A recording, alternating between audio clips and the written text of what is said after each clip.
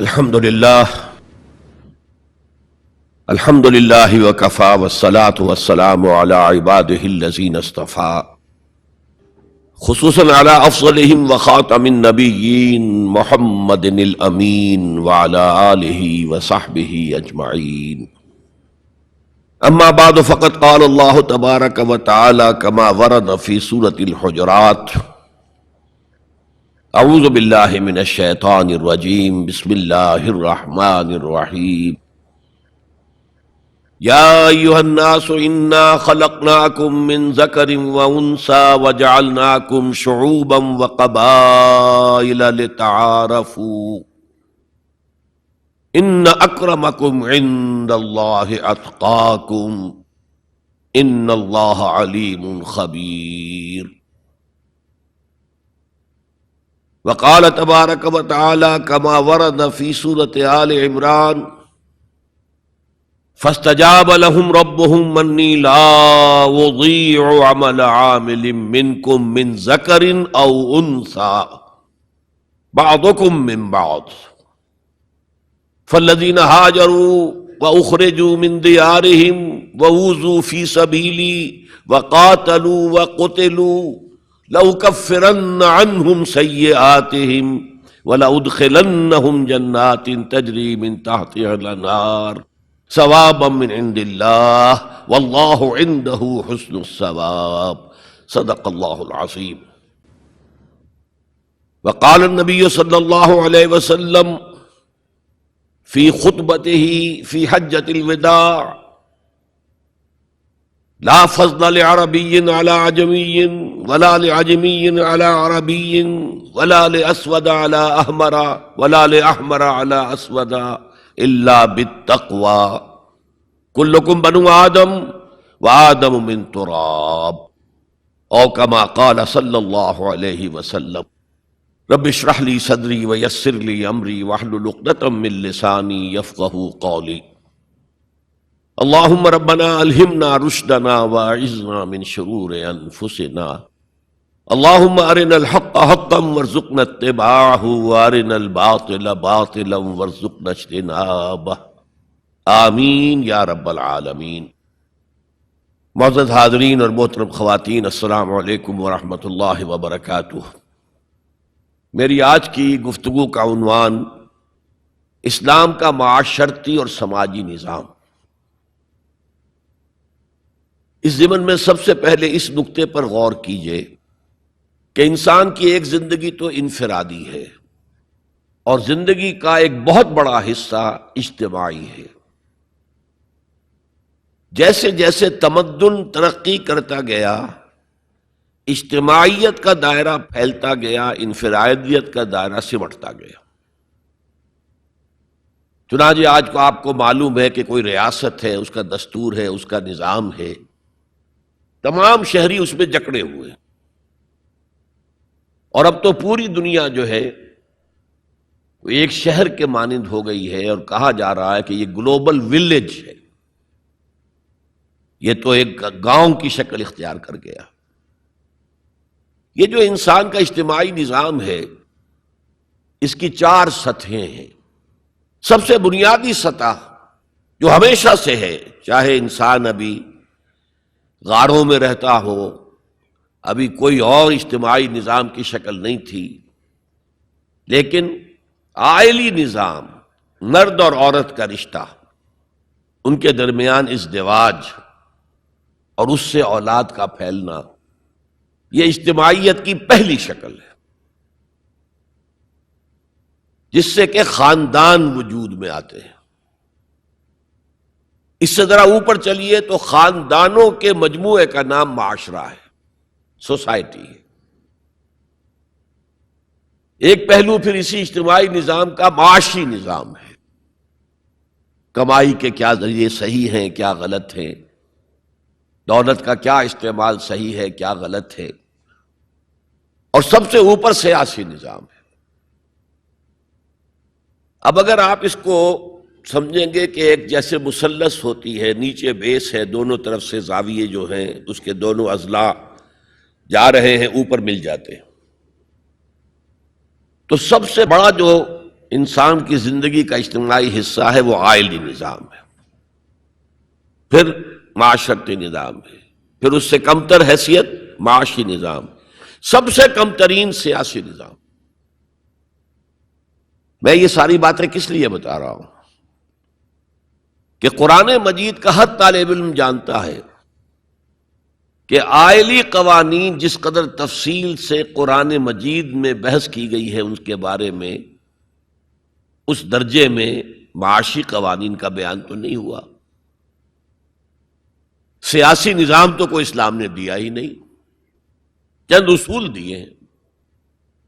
اللہ کی حاکمیت، مسلمانوں کی خلافت، جہاں اللہ اس کے رسول کا کوئی حکم نہ ہو وہاں باہمی مشورے سے معاملہ طے کرنا، تین اصول ہیں، اللہ اللہ خیر صلی اللہ، ان الحکم الا للہ، اور انی جاعل فی الارض خلیفہ، یا داؤد انا جعلناک خلیفۃ فی الارض، اور امرہم شوری بینہم، جہاں اللہ اور اس کے رسول کا حکم نہیں ہے تو آپ اسمبلی کے ذریعے سے جس طرح چاہیں کاؤنٹنگ آف ووٹ سے، مشورے سے فیصلہ کر سکتے ہیں۔ تین اصول ہیں بس، اس پر ریاست جو ہے وہ پارلیمانی ہو، وہ صدارتی ہو، ان میں سے نہ کوئی واجب ہے نہ کوئی حرام ہے، یونٹری ہو، وحدانی، یا فیڈرل ہو یا کانفیڈرل ہو، ان میں سے بھی کوئی چیز نہ واجب نہ فرض نہ حرام، یہ آپ کے اپنی مرضی سے ہے، آپ اپنی باہمی مشورے سے جو لوگ چاہتے ہوں اختیار کر لیں۔ نظام کے بارے میں کوئی سیاسی نظام کا ڈھانچہ ہمیں ایسا نہیں دیا گیا کہ وہ واجب ہے آپ پر، اصول دیے گئے۔ معاشیات کے ضمن میں سود حرام، جوا حرام، نشہ آور چیزوں کی تجارت حرام، انسان کے سفلی جذبات کو، شہوانی جذبات کو بھڑکا کر کمائی کرنا حرام، بس باقی میدان کھلا ہے، محنت کرو، جد و جہد کرو، کماؤ، جو تم کماؤ گے تمہارا ہوگا، البتہ ایک حد سے اوپر جاؤ گے زکوٰۃ لے لی جائے گی تاکہ جو پیچھے رہ گئے ہیں ان کی ضروریات پوری کی جا سکے۔ جہاں آزاد معیشت ہوگی وہ ایسے ہی ہے جیسے کہ آزاد دوڑ ہو رہی ہے۔ اب جب دوڑ میں ظاہر بات ہے کہ آپ اگر تو انہیں رسے سے باندھ دیں گے تب تو نہ کوئی آگے رہا نہ پیچھے رہا، لیکن دوڑ کا فائدہ کیا ہے؟ دوڑ تو یہ ہے کہ ذرا وہ شخص جو تیز دوڑ سکتا ہو وہ نمایاں ہو۔ تو فری اکانومی جہاں بھی ہوگی کوئی آگے نکل جائیں گے کوئی پیچھے رہ جائیں گے، تو پیچھے والوں کے بھی کچھ حقوق کا لحاظ کیا جائے۔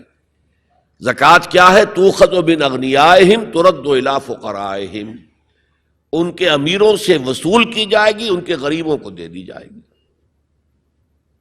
بس یہی جو ہے اسلام کا معاشی نظام ہے۔ لیکن معاشرتی نظام پر بڑی بحثیں آئی ہیں، سورہ نور، سورہ احزاب بہت مفصل، سورہ نساء، اور آئلی قوانین پر جو میں نے کہا تھا بالکل پہلے نیچے بیس ہے وہ اس مثلث کا، اس پر آپ دیکھتے ہیں کہ کئی رکوع، 3-4 رکوع تو سورہ بقرہ میں ہے، پھر سورہ نساء میں ہے، سورہ مائدہ میں ہے، پھر سورہ نور میں ہے، سورہ احزاب میں ہے، سورہ مجادلہ میں ہے، سورہ طلاق میں ہے، سورہ تحریم میں ہے۔ یہ آئلی قوانین تو بہت ہی تفصیل کے ساتھ بیان کیے گئے۔ حکمت کیا ہے کہ یہی تو ہے جڑ، بنیاد تو یہی ہے۔ اگر اسی بنیاد میں خرابی آ گئی تو خشت اول چونہد معمار کج، تا سریا می رود دیر کب دیوار کج، اگر پہلی اینٹ جو ہے دیوار کی ٹیڑھی رکھی گئی تو بناتے جائیے آپ، پر ٹیڑھ جائے گا آخر تک۔ اس لیے آئلی نظام کو سب سے زیادہ تفصیل کے ساتھ قرآن مجید میں بیان کیا گیا۔ اب دوسرا نقطہ دیکھیے، اسلام کے معاشرتی نظام کا جو اصل الاصول ہے، پہلی بنیادی بات جو ہے وہ کیا ہے؟ تمام انسان مرتبے میں برابر ہیں، پیدائشی طور پر کوئی انسان افضل نہیں، کوئی ارذل نہیں، کوئی اونچا نہیں، کوئی نیچا نہیں، پیدائشی طور پر اونچ نیچ ہوگی، وہ ہوگی ایکوائرڈ کریکٹرز کی وجہ سے، جو آپ نے حاصل کیا۔ آپ نے علم زیادہ حاصل کیا، آپ کی ایک عزت ہو جائے گی۔ آپ میں تقوی زیادہ ہے، خدا ترسی زیادہ ہے، آپ کی عزت کی جائے گی۔ آپ خادم خلق ہیں، آپ کی عزت کی جائے گی۔ لیکن یہ ساری چیزیں ایکوائرڈ ہیں، بعد میں انسان نے حاصل کی ہیں۔ پیدائشی طور پر کوئی انسان اونچا نہیں، کوئی انسان نیچا نہیں۔ یہ بڑا انقلابی پیغام ہے قرآن کا، اور یہ سمجھیے کہ پورے عالم انسانیت کے لیے، میں ابھی گواہی بھی آپ کے سامنے پیش کروں گا کہ عالم انسانیت میں پہلی مرتبہ یہ پیغام اسلام نے دیا۔ چنانچہ میں نے آیت آپ کو سنائی، یا ایھا الناس یا ایھا الذین آمنوا، نہیں، اے لوگو، انا خلقناکم، ہم نے ہی تم سب کو پیدا کیا، وجعلناکم شعوبا وقبائل، اور تمہیں قوموں میں اور قبیلوں میں تقسیم کر دیا۔ تمہاری رنگتیں مختلف ہیں، تمہارے ناک نقشے مختلف ہیں، تمہاری بولیاں مختلف ہیں۔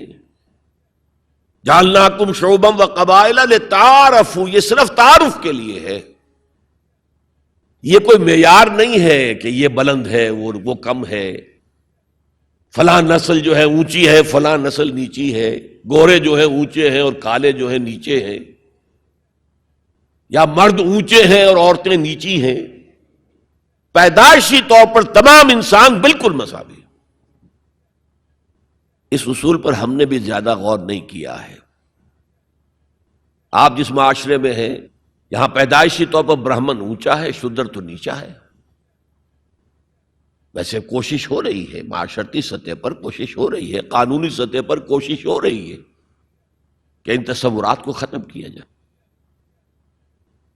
چنانچہ سب سے بڑھ کر یہ کوشش امریکن سوسائٹی میں ہوئی ہے۔ Any discrimination on the basis of the color of the skin is a crime۔ قانونی اور دستوری طور پر جتنا کچھ ہو سکتا تھا اس معاملے میں وہ امریکہ نے کیا ہے، لیکن آج بھی امریکہ میں کالے اور گورے کے درمیان دلی طور پر منافرت ہے۔ دلوں کو تو قانون نہیں بدل سکتا، قانون تو آپ کے ظاہر پر حکمرانی کر سکتا ہے، اور میں سمجھتا ہوں کہ یہ کریڈٹ دیا جانا چاہیے، انہوں نے غلامی کے خاتمے کے لیے جنگ لڑی ہے، اور ان کے ہاں ڈسکریمنیشن بالکل ختم ہے، قانوناً بہت بڑا جرم ہے۔ پھر بھی حالات کیا ہیں؟ اگر کسی گوروں کی آبادی میں کوئی کالا افرو امریکن آ کر مکان خرید لیتا ہے تو اس آبادی میں جائیداد کی قیمت ایک دم گر جاتی ہے۔ اب وہ سارے گورے وہاں سے بیچ کے اپنے گھر باہر جا کے ٹاؤن شپس علیحدہ آباد کر لیتے ہیں، ان کے ساتھ رہنے کو تیار نہیں ہے۔ کون سا قانون روکے گا انہیں اس سے کہ آپ اپنا مکان نہیں بیچ سکتے، آپ کو یہیں رہنا پڑے گا؟ یہ تو کوئی بات نہ ہوئی۔ چنانچہ جو حضرات امریکہ آتے جاتے رہتے ہیں ان کے علم میں ہے کہ ہر بڑے شہر کا جو ڈاؤن ٹاؤن ہے وہ افرو امریکنز کے قبضے میں ہے۔ بالٹیمور میں چلے جائیے، واشنگٹن میں چلے جائیے، لاس اینجلس میں چلے جائیے، جہاں جائیں گے ڈاؤن ٹاؤن وہ افرو امریکنز کالوں کے قبضے میں ہے، اور سب لوگ باہر نکل کے انہوں نے اپنی بستیاں بسا لی ہیں گوروں نے۔ تو یہ صورتحال، اس میں قرآن مجید کہتا ہے کہ دیکھو لوگوں، تم میں کوئی بنیادی طور پر، پیدائشی طور پر، رنگت کی وجہ سے، نسل کی وجہ سے کوئی نہ افضل ہے نہ مفضول ہے، نہ کوئی اعلیٰ ہے نہ ادنا ہے، کلکم، اور اس پر میں نے جو پیش کی ہے گواہی مزید حضور کی حجۃ الوداع کے خطبے سے، لا فضل لعربی علی عجمی ولا لعجمی علی عربی ولا لاسود علی احمر ولا لاحمر علی اسود الا بالتقوی کلکم بنو آدم وآدم من تراب۔ کسی عرب کو کسی اجمی پر کوئی فضیلت حاصل نہیں، حالانکہ عربوں کی گھٹی میں پڑا ہوا تھا کہ ہم بہت افضل ہیں، نطق تو ہمارے پاس ہے، بات ہم کر سکتے ہیں، خطیب ہمارے ہیں، باقی دنیا تو عجمی ہے، گونگے ہیں یہ لوگ۔ عجم کے معنی کیا؟ گونگے۔ حضور نے کہا لا فضل لعربی علی عجمی ولا لعجمی علی عربی، عجمی کو بھی، کسی عجمی کو کسی عربی پر کوئی فضیلت نہیں، ولا لأحمر علی اسود، کسی سرخ روح کو، سفید اور سرخ رنگت والے کو، کسی سیاہ فام کے اوپر کوئی فضیلت نہیں، نہ کسی سیاہ فام کو کسی گورے پر کوئی فضیلت ہے۔ میں نے شروع میں جب میں حدیث پڑھتا تھا تو میں حیران ہوتا تھا کہ کیا کوئی کالے بھی یہ سمجھتے ہیں کہ ہم گوروں سے افضل ہیں؟ امریکہ میں جا کے بھید کھلا، وہ تو کہتے ہیں ہم مکمل انسان ہیں، یہ تو کچے ہیں، پکے ہوئے ہی نہیں ابھی۔ مذاق اڑاتے ہیں، ان کے ہاں جو ہے سفید چمڑی والوں کا شدید مذاق اڑتا ہے۔ تو حضور نے تو کہا تھا 1400 برس پہلے لولا لفضل لاسود علی احمر ولا لاحمر علی اسود، کسی گورے کو کسی کالے پر، کسی کالے کو کسی گورے پر کوئی فضیلت نہیں۔ کلکم بنو آدم، تم سب کے سب آدم کی نسل ہو، وآدم من تراب، اور آدم مٹی سے بنے تھے علیہ الصلوۃ والسلام۔ یہ جو نکتہ میں اتنے اہتمام سے بیان کر رہا ہوں، اس کے لیے میں گواہی اب دے رہا ہوں ایچ جی ویلز کی، نام سنا ہوگا آپ نے۔ وہ زیادہ مشہور تو ہے سائنٹیفک فکشن کے معاملے میں، اس نے اپنے زمانے میں ایسی کہانیاں لکھی، ایسے افسانے لکھے جو آنے والے دور میں سائنس کے جبکہ عروج ہونے والا تھا تو واقعات کے طور پر سامنے آنے والے تھے۔ سائنٹیفک فکشن، کہانیاں لکھنا، افسانے لکھنا سائنسی بنیادوں پر۔ لیکن تاریخ عالم پر بھی ان کی 2 کتابیں اس شخص کی جو ہیں وہ بہت ہی عمدہ ہیں، اس میں کوئی شک نہیں۔ A short history of the world, اور دوسری ہے a concise history of the world. Concise history of the world میں پہلے میں یہ بیان کر دوں کہ اس نے حضور پر بڑے کیچڑ اچھالا ہے۔ شاطم رسول جیسے آج رشدی ہے یا بنگالی جو ہے تسلیمہ نسرین ہے، یا ایک اور بھی اٹھ کر آ گئی ہے اب، جس طرح وہ کیچڑ اچھالتے ہیں، جس طرح وہ حملے کرتے ہیں، رقیق حملے کرتے ہیں، ایسے ہی ایچ جی ویلز نے بھی کیے ہیں۔ یہ میں کس لیے بتا رہا ہوں؟ تاکہ یہ بات جو ہے واضح ہو جائے کہ وہ عقیدت مند نہیں ہے، حضور کا دشمن ہے۔ اور عربی کی ایک کہاوت یہ ہے کہ الفضل ما شہدت بہ الاعداء، دوست اور عقیدت مند تو تعریف کریں گے، کیا کسی مسلمان کے لیے ممکن ہے کہ حضور کی تعریف نہ کرے؟ بلکہ وہ نعتیں پڑھتے ہوئے غلوف بھی کر جائیں گے، کہیں سے کہیں پہنچا دیں گے۔ ہاں اگر دشمن تعریف کرے تو وہ بات ہے کہ جو قابل غور ہے۔ میں نے اس لیے اسٹیبلش کیا دشمن ہے، دوست نہیں ہے، عقیدت مند نہیں ہے۔ لیکن جو چیپٹر اس کا ہے حضور کی زندگی پر، اس کے آخر میں آ کر خطبہ حجۃ الوداع کا یہ حوالہ اس نے دیا، لا فضل لعربی علی عجمی ولا لعجمی علی عربی ولا لاسود علی احمر ولا لاحمر علی اسود الا بالتقوی۔ اور اس کے بعد جو اس کا ری ایکشن ہے، اس پر جو تبصرہ تھا کہہ رہا ہوں، اس کی وجہ بتا دوں گا بعد میں۔ معلوم ہوتا گھٹنے ٹیک کر کوئی شخص جو ہے اور سر جھکا کر خراج عقیدت پیش کر رہا ہے۔ ایگزیکٹ الفاظ یہ تھے اس کے، although the sermons of human equality, fraternity and freedom were said before also, and we find a lot of such sermons in Jesus of Nazareth, but it must be accepted that it was Muhammad sallallahu alayhi wasallam who for the first time in human history established a society based on these principles، کہ اگرچہ انسانی مساوات، اخوت اور حریت کے واس تو پہلے بھی بہت کہے گئے تھے، بہت کہے گئے تھے، بہت کہے گئے تھے، اب عیسائی ہونے کے باوجود کہتا ہے کہ مسیح ناصری، جیزس آف نازرت، حضرت عیسیٰ علیہ السلام کے ہاں بھی واس تو بہت ہے، لیکن ان اصولوں پر کوئی معاشرہ وہ قائم نہیں کر سکے۔ تاریخ انسانی میں پہلی شخصیت محمد کی ہے صلی اللہ علیہ وسلم، جس نے کہ ان اصولوں پر معاشرہ بالفعل قائم کر کے دکھایا۔ اچھا، اب آئیے اس کی اہمیت پر۔ اہمیت یہ ہے کہ آج جیسا کہ میں نے کہا تھا کہ دنیا سکڑتی جا رہی ہے، فاصلے تو کوئی ہے ہی نہیں، اب کوئی معنی ہی نہیں۔ جیسے حدیث میں آیا تھا کہ دجال بات کرے گا ساری دنیا میں سنی جائے گی، آج کوئی دجال صاحب جو ہے واشنگٹن سے تقریر کرتے ہیں اور پوری دنیا میں سنی جاتی ہے۔ اب جو یہ دنیا چھوٹی ہو رہی ہے تو اس کا ایک منطقی تقاضا یہ ہے، یہ جو نیو ورلڈ آرڈر کی بات ہے یہ منطقی ہے۔ کوئی ایک عالمی ریاست ہونی چاہیے۔ اب یہ چھوٹی چھوٹی ریاستیں، نیشن سٹیٹس وغیرہ، یہ تو لڑتی بھڑتی رہیں گی، اس نے اس کے اوپر چڑھائی کر دی، اس نے اس پر چڑھائی کر دی۔ تو ایک کوئی عالمی ریاست، گلوبل سٹیٹ قائم ہونی چاہیے، لیکن اس کے لیے بنیاد کہاں سے لائیں؟ انسانوں کو جوڑیں کیسے؟ وہ تو نسل کی بنیاد پر جو ہے کٹے ہوئے ہیں، رنگت کی بنیاد پر ان کے دلوں کے درمیان جو ہے بودھ ہے۔ انسانیت کو ایک کرنے والی یا ایک ڈوری میں پرونے والی شے کون سی ہے؟ کون سی ڈوری ہے؟ دیکھیے، انہی حالات کا تقاضا تھا، لیگ آف نیشنز قائم ہوئی تھی، لیکن چونکہ سارے فاصلے جو ہے خارج میں کم ہوئے ہیں، دلوں کے فاصلے جو کہ تو برقرار ہیں،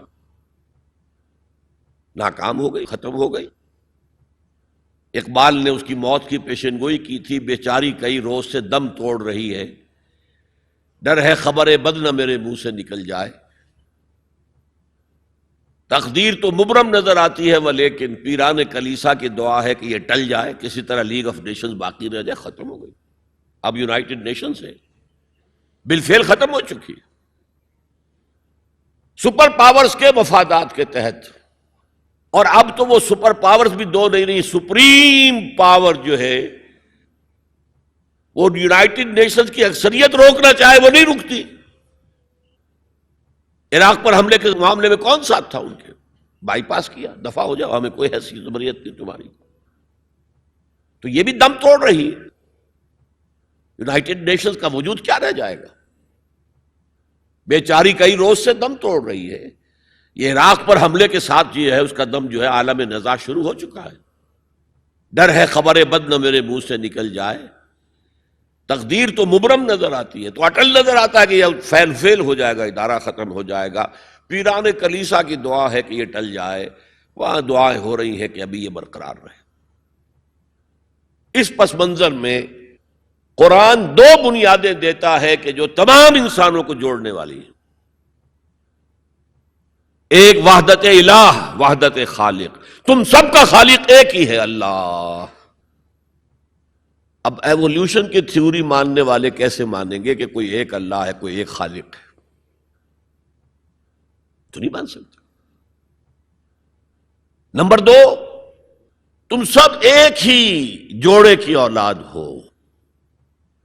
یا ایھا الناس انا خلقناکم، اے تمام انسانوں ہم نے تم سب کو پیدا کیا۔ وحدت خالق، وحدت الہ، اس پر سب جڑ جائیں گے آپس میں، ہندی ہوں، چینی ہوں، پاکستانی ہوں، ایرانی ہوں، امریکی ہوں، کالے ہوں، گورے ہوں، پیلے ہوں، سب اللہ کی مخلوق۔ اگر دل میں اللہ پر یقین ہے تو یہ پھر سارے جو فرق ہیں ایویپوریٹ ہو جائیں گے۔ ایک کالے حبشی کو جس کے گھنگریالے بال تھے، ہونٹ موٹے موٹے تھے، شین ادا نہیں کر سکتا تھا، اشہدو نہیں کہہ سکتا تھا، اشہدو کہتا تھا، بلال۔ اور حضرت عمر فاروق جو اسلام سے پہلے بڑے نیشنلسٹ تھے، اپنی قرشیت پر فخر، اپنے خاندان پر فخر، اور وہ عمر فاروق جبکہ وہ خلیفہ تھے حضرت بلال کا نام نہیں لیتے تھے سیدنا کے بغیر، سیدنا بلال، سیدنا بلال، سیدنا بلال۔ حضرت ابو بکر کے بارے میں فرماتے ہیں ابو بکر سیدنا وآتق سیدنا، ابو بکر خود بھی ہمارے سردار ہیں، انہوں نے ہمارے سردار کو آزاد کرایا تھا خرید کر۔ تو یہ فرق تو جب تک کہ آپ اللہ پر ایمان نہ رکھتے ہوں تو کوئی بنیاد ہی نہیں ہے. ہمارے اور ان کے درمیان کیا بنیاد ہے؟ پتہ نہیں کون سے قسم کے بندروں کے اولاد جو ہے ہندوستان میں بس رہی ہے اور کون سے قسم کے شمپینزیز کی اولاد جو ہے وہ کہیں اور بس رہی ہے. ان کا تو کوئی رشتہ آپس میں ہے ہی نہیں. پھر یہ کہ وحدت آدم و حوا، انا خلقناکم، نمبر 1 من ذکر و انثی، ایک مرد اور ایک عورت سے پیدا کیا. تو ایک تو اخوت دینی ہے، اخوت اسلامی ہے، وہ تو بڑی اونچی بات ہے. اخوت انسانی، تمام انسان. اب آپ فرمائیے حضرت حوا کے رحم پر جا کر تمام انسان ایک نہیں ہو جائیں گے؟ والدہ کے رحم کے اعتبار سے بہن بھائی جو ہیں وہ بھائی بھائی اور بہنیں ہیں. دادی کے اس پر جائیے تو وہ ایک بڑا کنبہ وجود میں آ جائے گا. چچا تائے کی ساری اولاد اس میں مل جائے گی، اور اسی طریقے سے خالاؤں کی اور پھپھیوں کی اولاد شامل ہو جائے گی. اس سے آگے جائیے، اس سے آگے جائیے، سب جا کر آدم اور حوا پر جمع ہو جائے گی. تو آج جو زمانے کا تقاضا ہے کہ یہ فاصلے کم ہو، نوع انسانی جمع ہو، ایک وحدت ہو جائے، وہ تقاضا صرف اسلام کی بنیاد پر طے ہو سکتا ہے، پورا ہو سکتا ہے. کسی اور کے پاس اس کے لیے کوئی بنیاد نہیں. میں نے کہا تھا نا کہ کسی کالے کو گورے پر نہیں، کوئی گورے کو کالے پر فضیلت نہیں. ساتھ ہی کہا تھا مرد کو عورت پر کوئی فضیلت نہیں. مرد اونچا اور عورت نیچی نہیں ہے. شرف انسانیت کو دونوں ایکولی شیئر کرتے ہیں، وہ بھی ہیومن بینگ، وہ بھی ہیومن بینگ. سورہ آل عمران کے آخر میں ایک لمبی دعا آئی ہے، ربنا اننا سمعنا منادیا ینادی للایمان ان آمنوا بربکم فآمنا. اے رب ہمارے، ہم نے ایک پکارنے والے کی پکار کو سنا کہ وہ ایمان کی صدا لگا رہا ہے، ایمان کی ندا لگا رہا ہے صلی اللہ علیہ وسلم، کہ اپنے رب پر ایمان لاؤ تو ہم ایمان لے آئے. ربنا فاغفر لنا ذنوبنا وکفر عنا سیئاتنا. تو پروردگار ہمارے گناہ بخش دے اور ہم سے ہماری برائیوں کو دور کر دے. وتوفنا مع الابرار، اور اپنے نیکوکار بندوں کے ساتھ ہمارا خاتمہ کیجو. ربنا وآتنا ما وعدتنا علی رسولک، اور پروردگار ہمیں وہ سب کچھ دیجو جس کا وعدہ تو نے اپنے رسولوں کے ذریعے کیا ہے. آپ نے فرمایا جنت اور یہ نعمتیں ہوں گی، ہمیں وہ سب کچھ دیجو. انک لا تخلف المیعاد، تو اپنے وعدے سے ہٹنے والا نہیں ہے. ہمیں یہ اندیشہ نہیں ہے. اندیشہ ہے تو یہ کہ ہم ان وعدوں کا مصداق ثابت ہو سکے یا نہ ہو سکے. تو اپنے فضل کرم سے ان کا مصداق ہمیں بنا دے. اب اس کا جواب سنیے. فاستجاب لهم ربهم انی لا اضیع عمل عامل منکم. ان کے رب نے ان کی دعا کو قبول کیا اور فرمایا میں تم میں سے کسی عمل کرنے والے کے کسی عمل کو ضائع کرنے والا نہیں ہوں. من ذکر او انثی، خواہ وہ مرد ہو خواہ عورت. بعضکم من بعض، تم ایک دوسرے ہی میں سے ہو نا. ایک ہی باپ کے نطفے سے بیٹا بھی ہے، بیٹی بھی ہے. ایک ہی ماں کے رحم میں پرورش پائی ہے بیٹے نے بھی بیٹی نے. تو اونچ نیچ کہاں سے آ جائے گی؟ کدھر سے آ جائے گی؟ بعضکم من بعض، ایک دوسرے میں سے ہو. فالذین ہاجروا، تو وہ لوگ جنہوں نے ہجرت کی. تو ہجرت صرف مردوں تو نہیں کی، عورتوں نے بھی کی. وَأُخْرِجُوا مِن دِيَارِهِمْ، جو اپنے گھروں سے نکالے گئے، ان میں مرد بھی تھے عورتیں بھی تھیں. وَأُوذُوا فِي سَبِيلِي، اور جنہیں میری راہ میں ایذا پہنچائی گئی، ان میں مرد بھی تھے عورتیں بھی تھیں. پہلے شہید ہونے والے 2 میاں بیوی، ایک جوڑا، حضرت یاسر رضی اللہ تعالی عنہ اور حضرت سمیہ ان کی اہلیہ رضی اللہ تعالی عنہ. شدید ترین ٹارچر کیا ابو جہل نے اور پھر شہید کر دیا. وقاتلوا وقتلوا، پھر انہوں نے قتال بھی کیا، اللہ کی راہ میں جنگ بھی کی اور قتل بھی ہوئے. تو ان تمام کاموں کے اندر مرد اور عورت شریک رہے. قتال سے میں نے عرض کیا تھا کہ فرضیت اس کی جو ہے وہ خواتین پر نہیں ہے. اس کے باوجود خواتین نے حصہ لیا، جاتی تھی مرہم پٹی ان کے ذمے. آخر جنگ میں زخمی ہوں گے، آئیں گے. کوئی مرد اس میں لگیں گے تو ورکنگ جو ہماری طاقت ہے وہ کم ہوگی. پھر یہ کہ آخر خوراک کا بندوبست تو کرنا ہے، کھانے کا جو ہے راشن کا وہ کرتے تھے. تو یہ سب کے سب برابر کے شریک ہیں.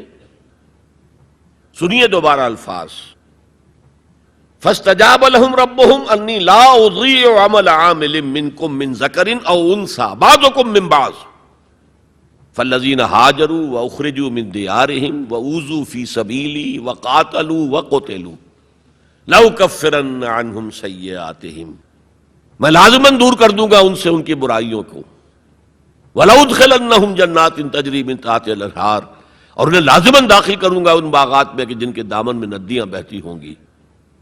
ثوابا من عند اللہ، یہ بدلہ ہوگا اللہ کے پاس سے. واللہ عندہ حسن الثواب، اور یقیناً بہترین بدلہ تو اللہ ہی کے پاس ہے. مساوات مرد و زن کے اس نظریے کو سمجھ لیجئے. دوسرا نظریہ میں بتاؤں گا جو آج دنیا مغرب سے لے رہی ہے، وہ سراسر گمراہی ہے، سراسر گمراہی ہے، سراسر گمراہی. لیکن نیکیوں کے میدان کھولے ہوئے ہیں مردوں کے لیے، عورتوں کے لیے. جو مرد کمائے گا نیکی وہ اس کے لیے ہے، جو عورت نیکی کمائے گی وہ اس کے لیے ہے. انڈیویجویلٹی ہے، فریڈم آف ول ہے، مساوی ہے.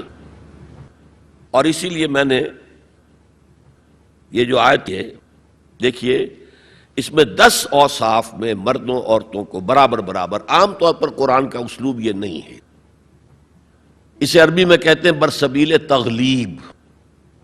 ایک مجمع ہے، مرد بھی ہیں عورتیں بھی ہیں، تو مذکر میں خطاب ہوگا، مؤنث کے صیغے سے خطاب نہیں ہوگا. وہ تابع ہیں، ساتھ ہی آ جائیں گے. لیکن یہ آیت دیکھیے کتنی طویل ہے.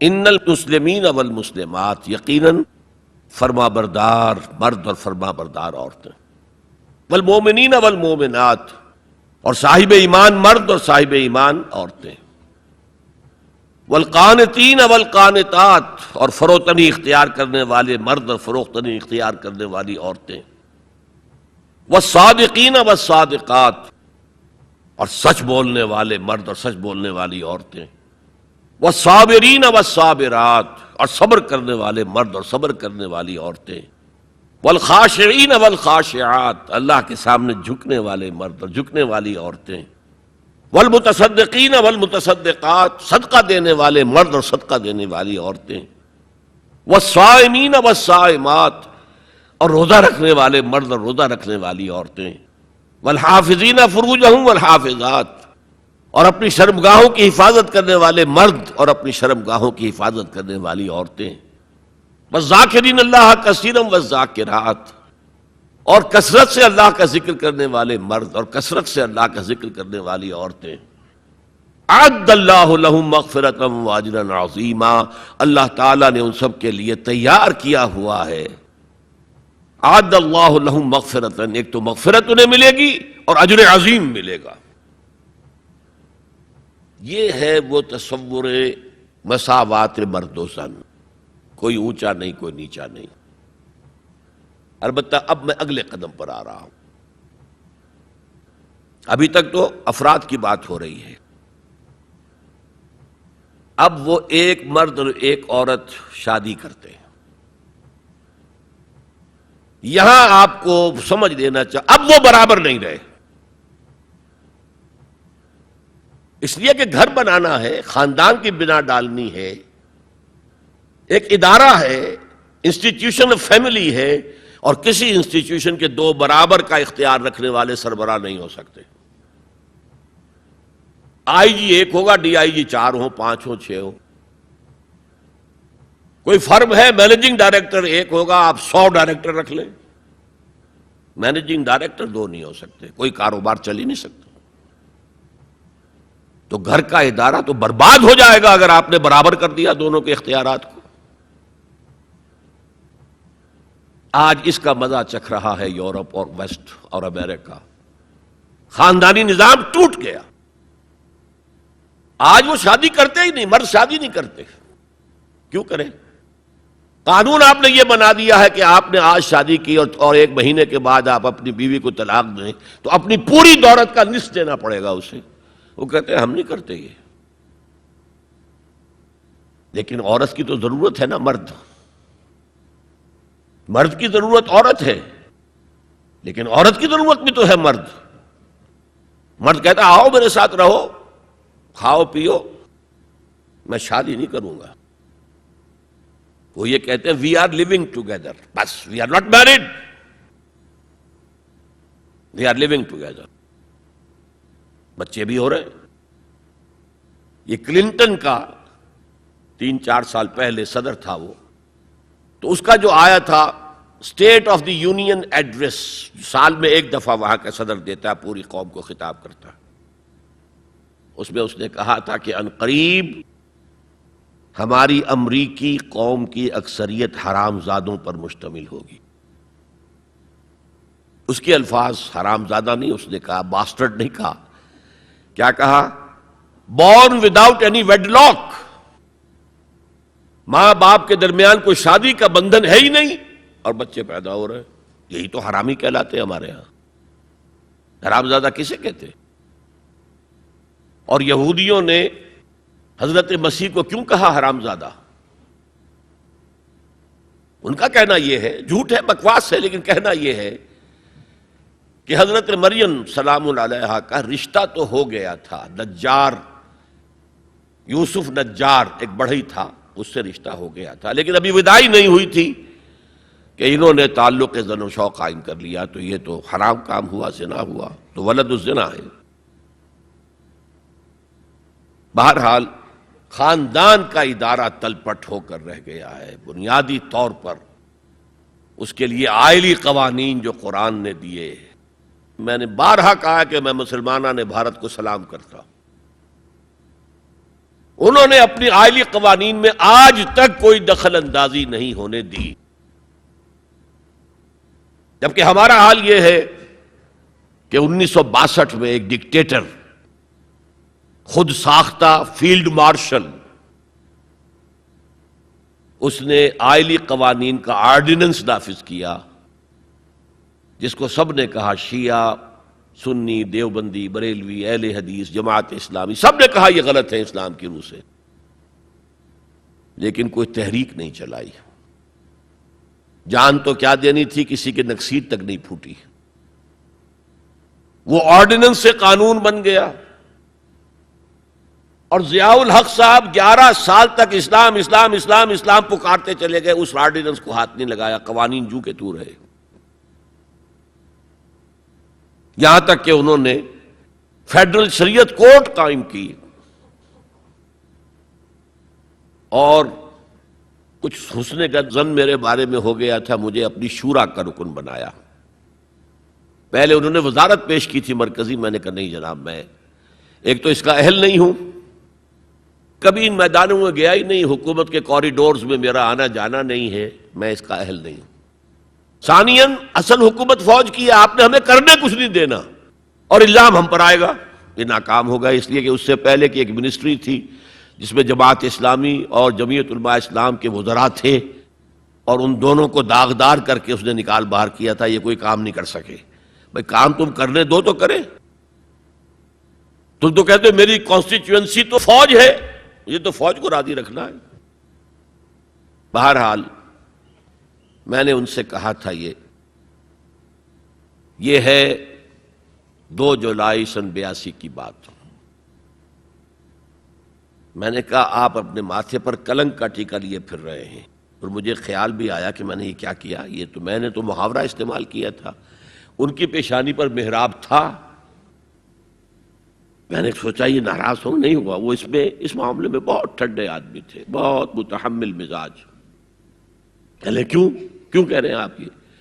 میں نے کہا دیکھیے آپ نے فیڈرل شریعت کورٹ بنائی، اس میں اپنے ہینڈ پکڈ علماء رکھے. تقی عثمانی کس کا چوائس ہے؟ آپ کا. پیر کرم شاہ کس کا چوائس ہے؟ آپ کا. ملک غلام علی کس کا چوائس ہے؟ آپ کا. اور اس کورٹ کے بھی ہاتھ باندھ دیے. ویسے تو یہ 2 بیڑیاں پہنائی تھی اور 2 ہتھکڑیاں، لیکن میں اس وقت اپنی گفتگو کے حوالے سے صرف ایک کا ذکر کر رہا ہوں، آئلی قوانین پر بھی آپ کوئی بات نہیں کر سکتے۔ میں نے کہا یہ کیا؟ یہ تو انگریز نے نہیں چھیڑے تھے ہمارے، اور بھارت کا مسلمان آج تک اس کی حفاظت کر رہا ہے۔ میں نے کہا دیکھیے یہ غلام احمد پرویز نے بنوائے تھے جو منکر حدیث تھا، اور اس کا اثر تھا چونکہ وہ گورنمنٹ آف پاکستان میں ڈپٹی سیکریٹری تھا کسی مرکزی محکمے میں، وہ اس کے زیر اثر جو ہے ایوب خان نے وہ قوانین بنائے۔ اور میں نے کہا ضیاء الحق سے کہ وہ بھی زندہ ہے، ابھی زندہ تھے وہ عدالت میں آئے ثابت کر دیں کہ کتاب و سنت کے خلاف کوئی چیز اس میں نہیں ہے، میں خوش، میرا خدا خوش۔ میں یہ تو نہیں کہتا کہ جو میں کہوں وہ آپ کریں، لیکن آپ نے عدالت کے ہاتھ کیوں بند کیے؟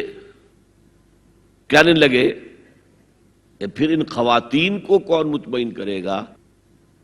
میں نے کہا اگر آپ کا سوچ کا انداز یہی ہے تو یہ میرا استعفیٰ حاضر ہے، میں آپ کی شورا میں نہیں بیٹھ سکتا، استعفیٰ دے کر آگے۔ میں جو حوالے سے بات کر رہا تھا وہ یہ کہ جب یہاں وہ ایجیٹیشن ہوا ہے، اور میں دلی میں تھا اور میں نے انگریزی اخبار میں فوٹو دیکھا تھا کہ جس قدر عظیم ایک جلسہ بمبئی میں ہوا تھا، کیپشن یہ تھا اخبار میں اے میمتھ گیدرنگ آف بامبے مسلمز، میمتھ، اور اس میں ظاہر بات ہے ایجیٹیشن کے اندر جانیں بھی دینی پڑی، سب کچھ ہوا۔ پھر حکومت نے گھٹنے ٹیک دیے کہ نہیں؟ اور صرف گھٹنے نہیں ٹیکے، راجیو کی یہ تقریر لوک سبھا کی ریکارڈ پر ہے کہ میں نے تو اس سے پہلے کبھی مطالعہ نہیں کیا تھا، اب اس مسئلے پر مطالعہ کیا ہے تو میں نے دیکھا ہے کہ جتنے حقوق اسلام نے عورت کو دیے کسی مذہب نے نہیں دیے۔ یہ بات ہے جو اسے ماننی پڑی،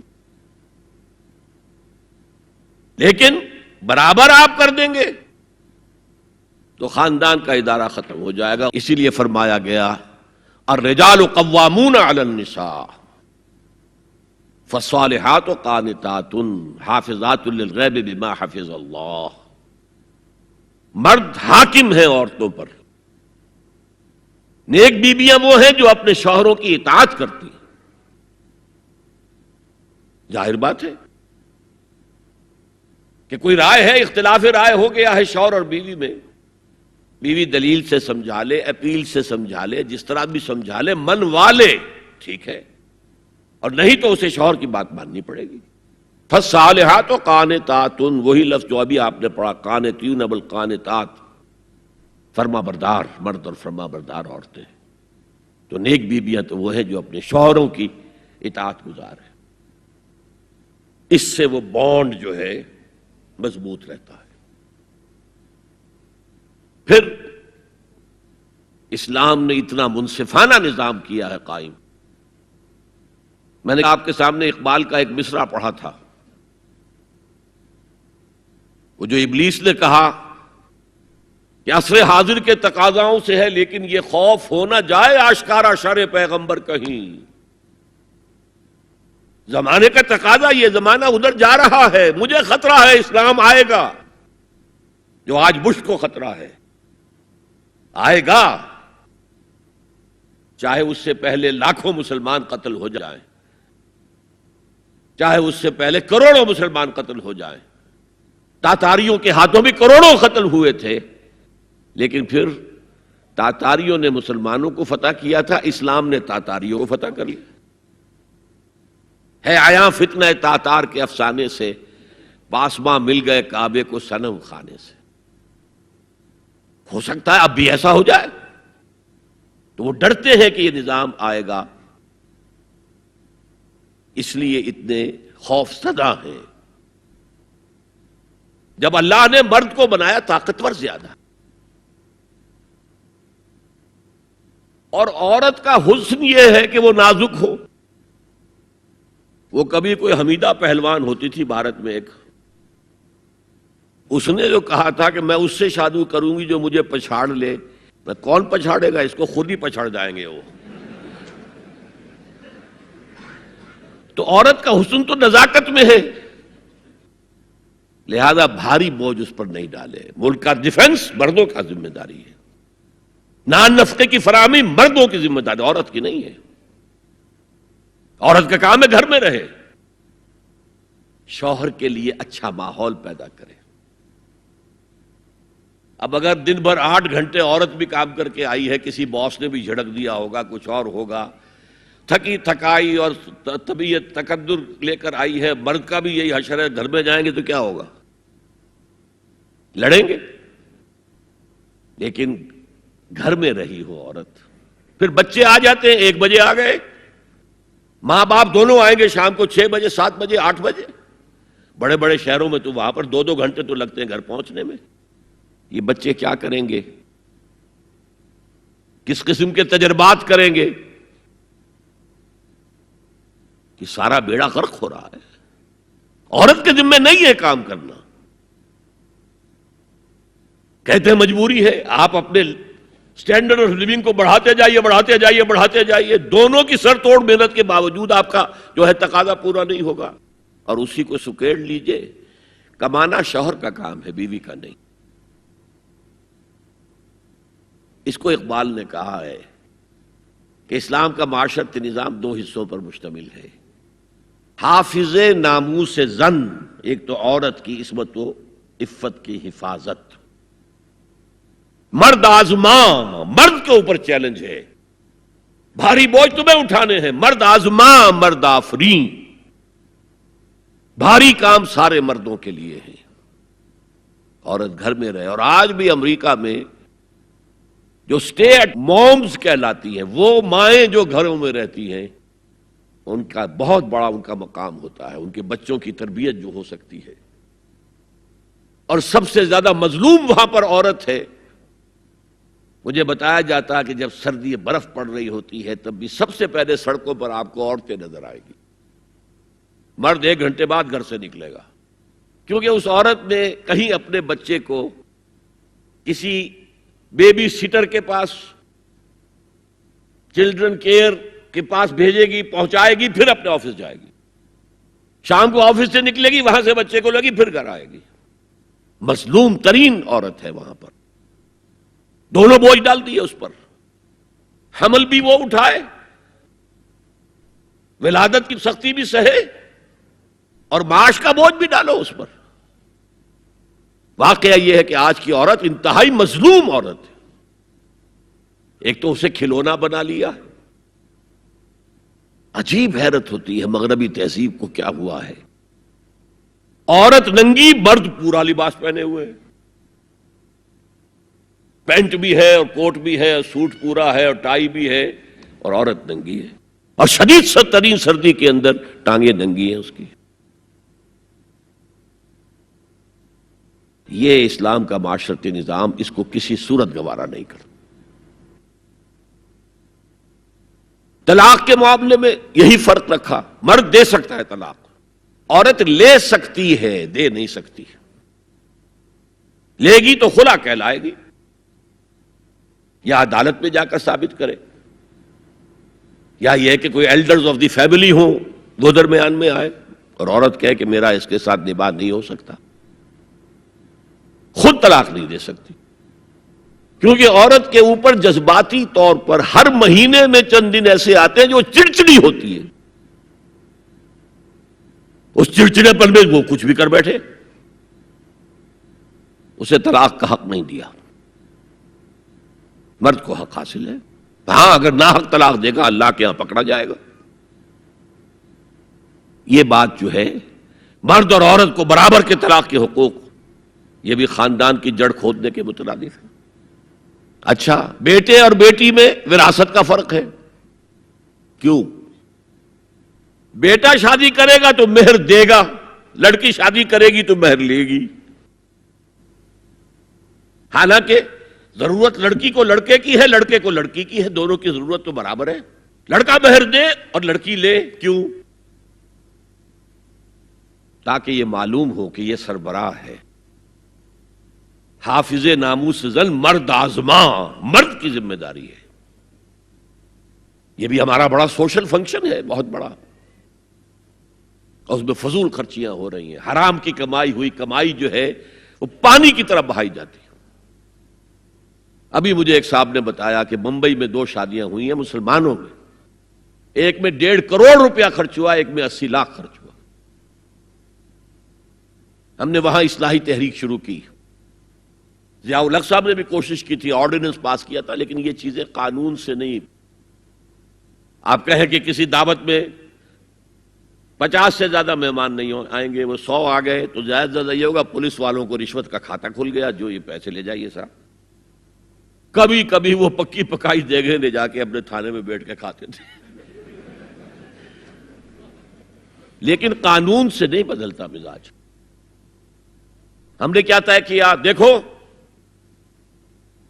یہ ہے چٹان کی بنیاد. آپ کو بڑی اونچی بلڈنگ بنانی ہو تو دیکھنا پڑتا ہے چٹان نیچے بنیاد زمین کیسی ہے. تو بنیاد کیا ہے؟ آپ سادگی کرو سادگی کرو سادگی کرو، یہ واسطہ بے معنی ہے بالکل.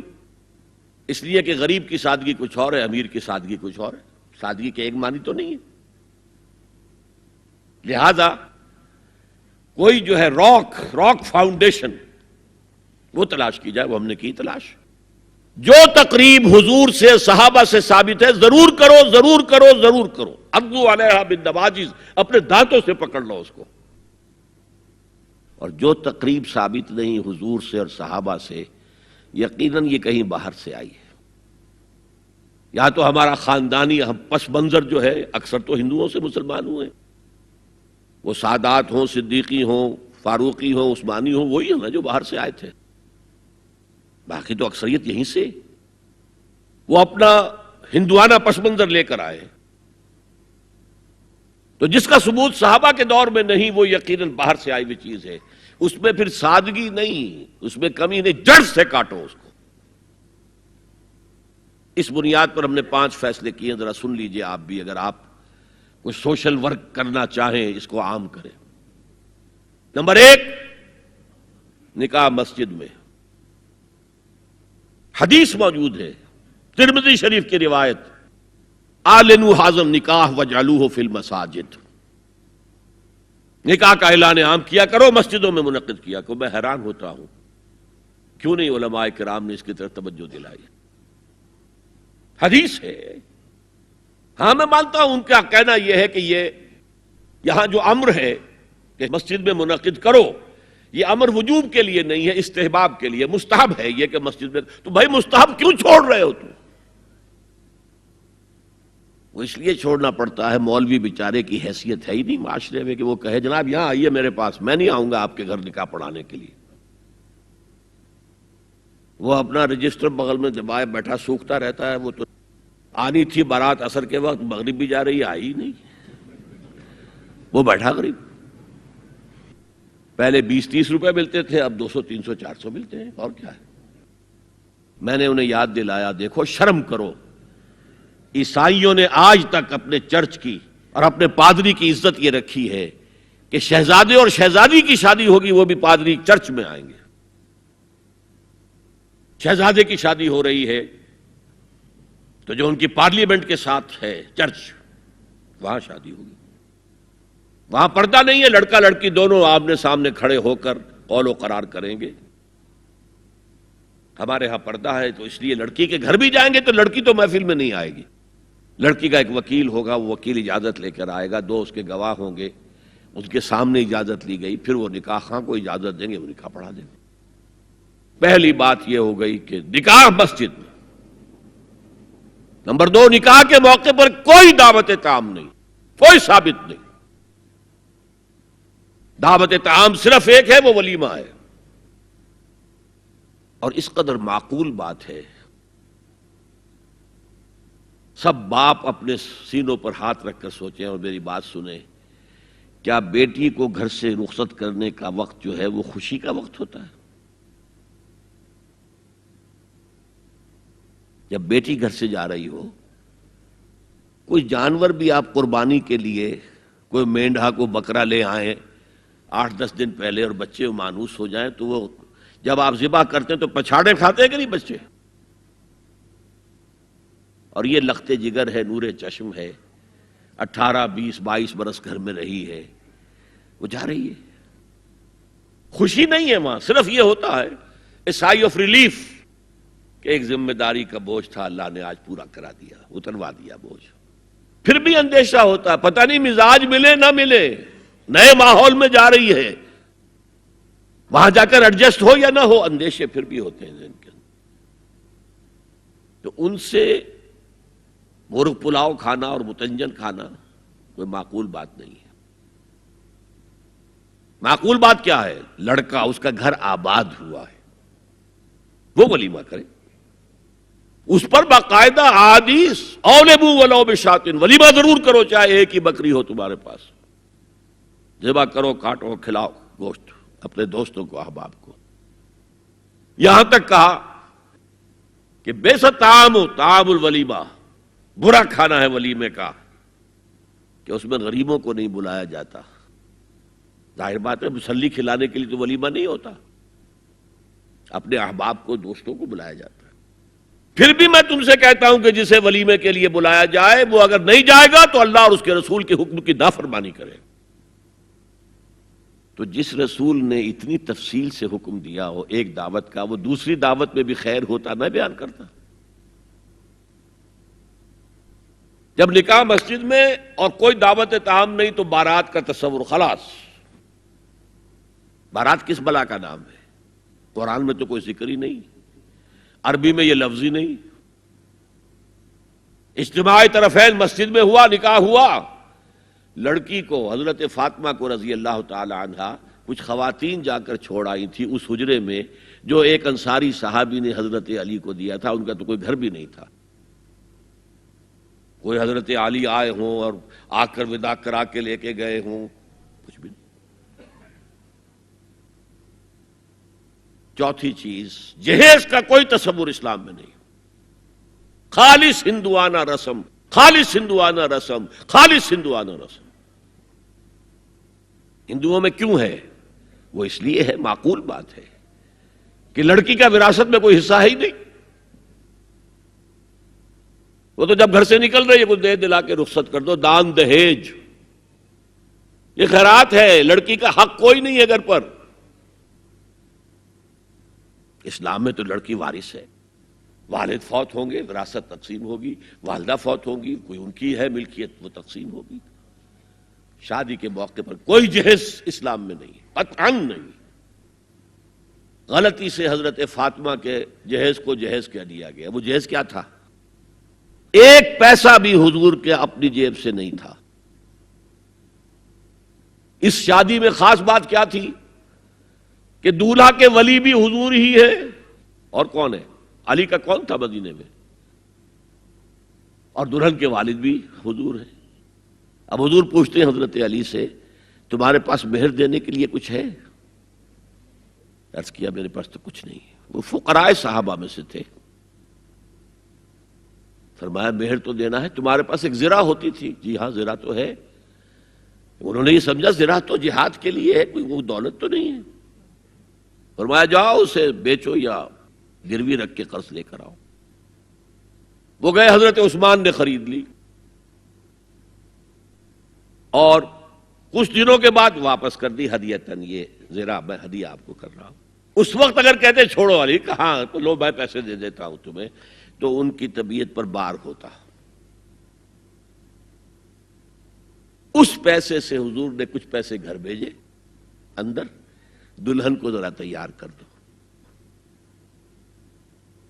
اور کچھ پیسوں سے وہ ایک گدا جس میں کھجور کی کھال بھری ہوئی تھی، اور 2 تکیے جس میں کھجور کی کھال بھری ہوئی تھی، ایک مشکیزہ، کنویں سے پانی تو لانا ہی ہے نا، ایک چکی، جو ہو یا گیہوں ہو پیسنا تو ہے نا، کوئی 1-2 برتن اور. اللہ اللہ خیر صلی اللہ. یہ تھا جسے جہیز کہتے ہیں، جس میں ایک پیسہ بھی حضور کا شامل نہیں ہے. وہ حضرت فاطمہ کا مہر تھا جسے بنایا گیا. ورنہ مدینے ہی میں دوسری آپ کی صاحبزادی کا نکاح حضرت عثمان سے بھی ہوا. کہیں ذکر ہے جہیز کا؟ حضرت عثمان کا گھر بھرا ہوا، ہر چیزیں موجود، وہاں تو کسی جہیز کا تذکرہ نہیں. بہرحال یہ شادی کو آسان کرو، زنا کو مشکل بناؤ. یہاں شادی کے لیے 9 من تیل ہوگا تو رادھا ناچے گی، ورنہ یہ کہ بڑی ہو رہی ہے، عمر ہو رہی ہے، سب کچھ ہو رہا ہے، لیکن کچھ تقاضے تو ہے نا، آخر کچھ تو کرنا ہوتا ہے نا. آخر کچھ نہ کچھ لوگوں کو تو کھانا کھلانا ہی ہوتا ہے نا، بارات تو آخر آئے گی ہی نا، کچھ نہ کچھ تو دینا ہی ہوگا، کچھ جوڑے کپڑے، کچھ یہ اسلام کا فلسفہ جو میں نے 4-5 باتیں آپ کو بتا، فلسفہ یہ ہے کہ لڑکی کے باپ پر 1 پیسے کا بوجھ نہیں، اس نے لڑکی پال پوس کے تمہارے حوالے کر دیا، اب اور کیا چاہتے ہو تم؟ سارا مرد آزماں مرد آفرین، مرد کو چیلنج دیا ہے، تم مرد ہو، مہر تم دو گے۔ اور سب سے بڑھ کر کیا ہو رہا ہے آج کل بھی ہوتا ہے، وہ ہمارے ایک کچھ کام ہوتے ہیں اسلامی، وہ بھی ہے، کچھ وہی ہندوانہ پس منظر۔ نکاح کی محفل میں چھوارے کون لے کے آتا ہے جی؟ لڑکے والے۔ اور پلاؤ کن سے کھاتے ہیں؟ بھائی جس کو تمہیں مرغ پلاؤ کھلا رہا ہے وہ چھوارے نہیں بانٹ سکتا تھا؟ یہ ہے اسلام اور غیر اسلام کا امتزاج۔ چھوارے لڑکے والے لے کر آئیں گے اور پھر دعوت اڑائیں گے لڑکی والوں کی طرف سے۔ اب میں آ رہا ہوں تیسرے موضوع پر، اس کا تعلق بھی بنیادی طور پر خاندانی نظام کی مضبوطی کے لیے۔ خاندانی نظام مضبوط رہے گا جبکہ شوہر اور بیوی کی جتنی جنسی دلچسپی ہے وہ صرف آپس میں مرکوز ہو، شوہر کی بیوی پر، بیوی کی شوہر پر۔ ادھر ادھر نگاہیں جائیں گی، کوئی عورت دیکھی نگاہوں میں کھب گئی، وہی خواب میں آئے گی، اپنی بیوی کی طرف سے توجہ ہٹ جائے گی، اور یہ چیز، وہ بانڈ آف لو جو ہے بٹوین دی اسپاؤسز، اس کو کمزور کر دے گا۔ جنسی آوارگی نہ ہو، عورت کو چھپا کر رکھا جائے، وہ مستورات ہمارے ہاں کہلاتی تھی، مستورات۔ پردے کا جو احکام ہے اس جنسی بے راہ روی کو روکنے کے لیے، حسن کہتے ہیں عربی زبان میں قلعے کو، اور جو عورت ان تمام پردوں میں ہے، پردے کہہ رہا ہوں میں، ایک نہیں، اس کو محسنہ کہتے ہیں کہ وہ قلعے کے اندر ہے۔ یا تو وہ خاندان کے اندر رہ رہی ہے، بھائیوں کی اور باپ کی پشت پناہی حاصل ہے اسے، وہ اس کی عصمت و عفت کے محافظ ہیں، یا وہ شوہر کے گھر میں آ گئی ہے تو وقرن فی بیوتکن، اپنے گھروں کے اندر رہو وقار کے ساتھ، تو وہ ایک قلعے کے اندر ہے، محسنات۔ اب دیکھیے اس زمانے کی منافقت سب سے بڑی کیا ہے۔ ایک طرف نفسیات میں کہتے ہیں کہ فرائیڈ بابا آدم ہے جدید نفسیات کا، اور وہ کہتا ہے کہ انسانوں میں سب سے بڑا جذبہ، سب سے بڑا موٹیو جنسی ہے۔ اللہ نے بڑی کشش رکھی ہے، مرد میں عورت کے لیے، عورت میں مرد کے لیے، لیکن عورت پیسیو ہے مزاجن، وہ اقدام نہیں کرتی، آگے نہیں بڑھتی، مرد اقدام کرتا ہے، آگے بڑھتا۔ یہ جو کشش ہے، اس کے نتیجے میں مرد اور عورت کے درمیان بے حجابی گویا کہ آگ پر تیل ڈالنا ہے، آگ بھڑکے گی۔ اسلام نے اس کو روکا ہے، پورا نظام اس کا معاشرتی، ایک بہت بڑا پردہ پورے معاشرے میں ہے، بہت بڑا پردہ، جیسے یہ چھوٹا سا پردہ آپ کو نظر آ رہا ہے نا، ادھر عورتیں ادھر مرد ہیں۔ اسلامی معاشرہ سیگریگیٹڈ ہے، مخلوط معاشرہ نہیں ہے، عورتوں کا اپنا دائرہ کار ہے، مردوں کا اپنا ہے، کما کر لانا مرد کا کام ہے، عورت کا کام نہیں ہے۔ وہ گھر میں خوش اسلوبی کے ساتھ رہے، اچھے انداز میں پکائے، شوہر کا استقبال مسکراہٹ کے ساتھ کرے، جب وہ گھر واپس آ رہا کام کر کے، بچوں کی دیکھ بھال کرے۔ اور اس اعتبار سے میں کہا کرتا ہوں، قوم کا حال جو ہے پریزنٹ، یہ مردوں کے حوالے، اور قوم کا مستقبل عورتوں کے حوالے، مستقبل اگلی نسل، اس کی صحیح تربیت ہوگی، ماں کے دودھ کے ساتھ اس کے اندر اسلام اور ایمان کے جذبات جائیں گے۔ آج تو وہ دودھ پلانا بھی ختم ہوا، بوتل کا دودھ، ڈبے کا دودھ، جس کی وجہ سے ریسرچ یہ بتاتی ہے کہ کینسر آف بریسٹ کا سب سے بڑا سبب جو ہے دودھ نہ پلانا ہے، سب سے بڑا، اس لیے کہ اللہ تعالیٰ نے ہر عضو کا ایک فنکشن رکھا ہے، آپ فنکشن روک دیں گے اس میں خرابی آئے گی۔ آپ آنکھوں پر 1 سال تک پٹی باندھے رکھیے، آپ کی بینائی زائل ہو جائے گی، کیا کرنا پھر اب اس کا؟ آپ یہاں پر پلاسٹر چڑھا دیجئے، 1 سال تک جوڑ آپ کا جام ہو جائے گا، اب نہیں، آپ کھول دیجئے پلاسٹر، وہ ہلے گا نہیں۔ تو اس اعتبار سے وہ جو اقبال کہتا ہے مادرارا اسوہ کامل بطول، حضرت فاطمہ زہرا ماؤں کے لیے کامل اسوہ حضرت فاطمہ رضی اللہ تعالیٰ عنہ۔ آسیہ گرداں و لب قرآن سرا، وہ چکی پیستی تھی اور زبان سے قرآن پڑھتی جاتی تھی، اور میں نے اپنے بچپن میں ایسی خواتین کو دیکھا ہے جو چکی پیس رہی ہیں، قرآن پڑھ رہی ہیں، اور چھاتی سے بچہ چمٹا ہوا دودھ پی رہا ہے۔ وہ جو دودھ اس بچے کے حلق میں جا رہا ہے، پیٹ میں جا رہا ہے، اس کی کیا تاثیر ہوگی؟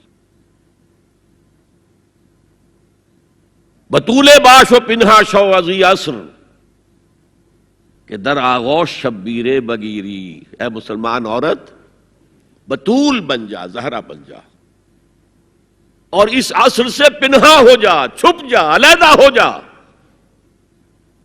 تاکہ تیرے آغوش میں حسین جیسا بچہ پیدا ہو۔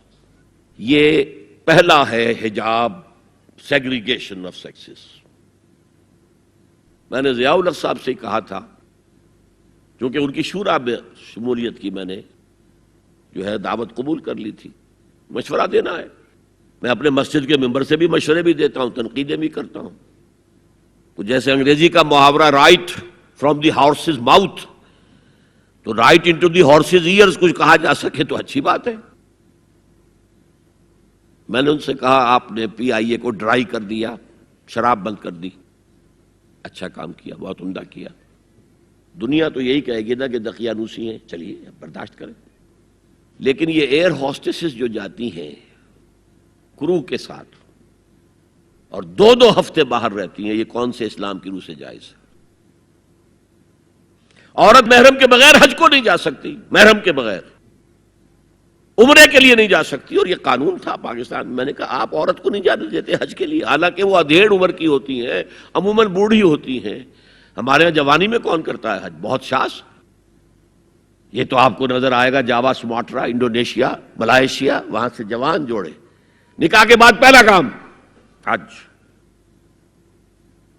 کہ ہمارے ہاں سے تو بڈھے ٹھیرے گئے ہوئے ہوتے، اور پہلے زمانے میں تو ان کو رخصت کر دیتے تھے کہ بس رخصت ہی ہو جائیں گے، یہ اب واپس نہیں آئیں گے۔ اب تو میں نے کہا یہ کون سا اسلام ہے؟ خاموش، چپ۔ میں نے کہا یہ ناشتے کی ٹرے اور کھانے کی ٹرے مرد نہیں رکھ سکتے سامنے۔ میرے خلاف باقاعدہ خواتین نے جلوس نکالے پاکستان میں جب میں نے پردے کی بات کی۔ گورنر سندھ کی بیوی جو ہے اس نے لیڈ کیا جلوس کو، مطالبہ کیا کہ ان کی ٹیلی ویژن کے اوپر جو ہے ان کا سامنے آنا بند کیا جائے۔ میں نے کہا ٹھیک ہے۔ بدا الاسلام غریبا ویسعود کما بدا فطوبی للغرباء۔ اسلام شروع ہوا تھا تو اسی حالت میں تھا کہ کوئی اس کو جانتا پہچانتا نہیں تھا، پھر جب اسلام غالب ہو گیا تو طاقتور کے تو سبھی دوست ہیں، سبھی پہچاننے والے، لیکن ان قریب اسلام پھر غریب ہو جائے گا۔ تو جو اسلام کی غربت کے ساتھ خود غریب ہو جائیں ان کے لیے مبارکباد۔ اسلام کا دامن نہ چھوڑیں، چاہے انہیں کہا جائے کہ یہ تو بڑے ہی دقیانوسی لوگ ہیں، بڑے کٹر لوگ ہیں۔ میں نے اس زمانے میں چیلنج کیا تھا، مجھے بتاؤ کیا فرق واقع ہوتا ہے؟ آپ کہیں گے عورتوں کو اگر ہم گھر میں بٹھائیں تو ہماری اکانومی سفر کرے گی، آدھی ہماری جو ہے لیبر وہ کام نہیں کرے گی۔ میں نے کہا where there is a will there is a way. Cottage industry کا انتظام کرو، نمبر 1، گھروں میں بیٹھ کر کام کریں۔ دوسری جنگ عظیم کے دوران ایک بڑا علاقہ تھا دلی میں جس کا ہر گھر کارخانہ بنا ہوا تھا، کرخندار، یہ ایک قوم کا نام پڑ گیا، کرخندار۔ چھوٹی چھوٹی مشینیں لگی، کہیں بٹن بن رہے ہیں، کہیں بکسوئے بن رہے ہیں، کہیں نکریں سل رہی ہیں، کہیں پینٹیں سل رہی ہیں، کہیں جو ہے کرتے سل رہے ہیں، قمیضیں۔ صبح کے وقت ٹرک آیا، خام مال دے گیا، شام کو آیا، تیار مال لے گیا۔ عورت نہ گھر سے نکلی، نہ باہر گئی، کچھ نہیں، اور کام کیا، کما لیا۔ کاٹیج انڈسٹری کا انتظام کرو۔ اسی طریقے سے ایسے یونٹ بناؤ انڈسٹریل جس میں عورتیں کام کریں، عورتیں سپروائز کریں، ورکنگ آورز کم رکھو تاکہ وہ اپنے گھر کا کام بھی کر سکیں۔ کرو۔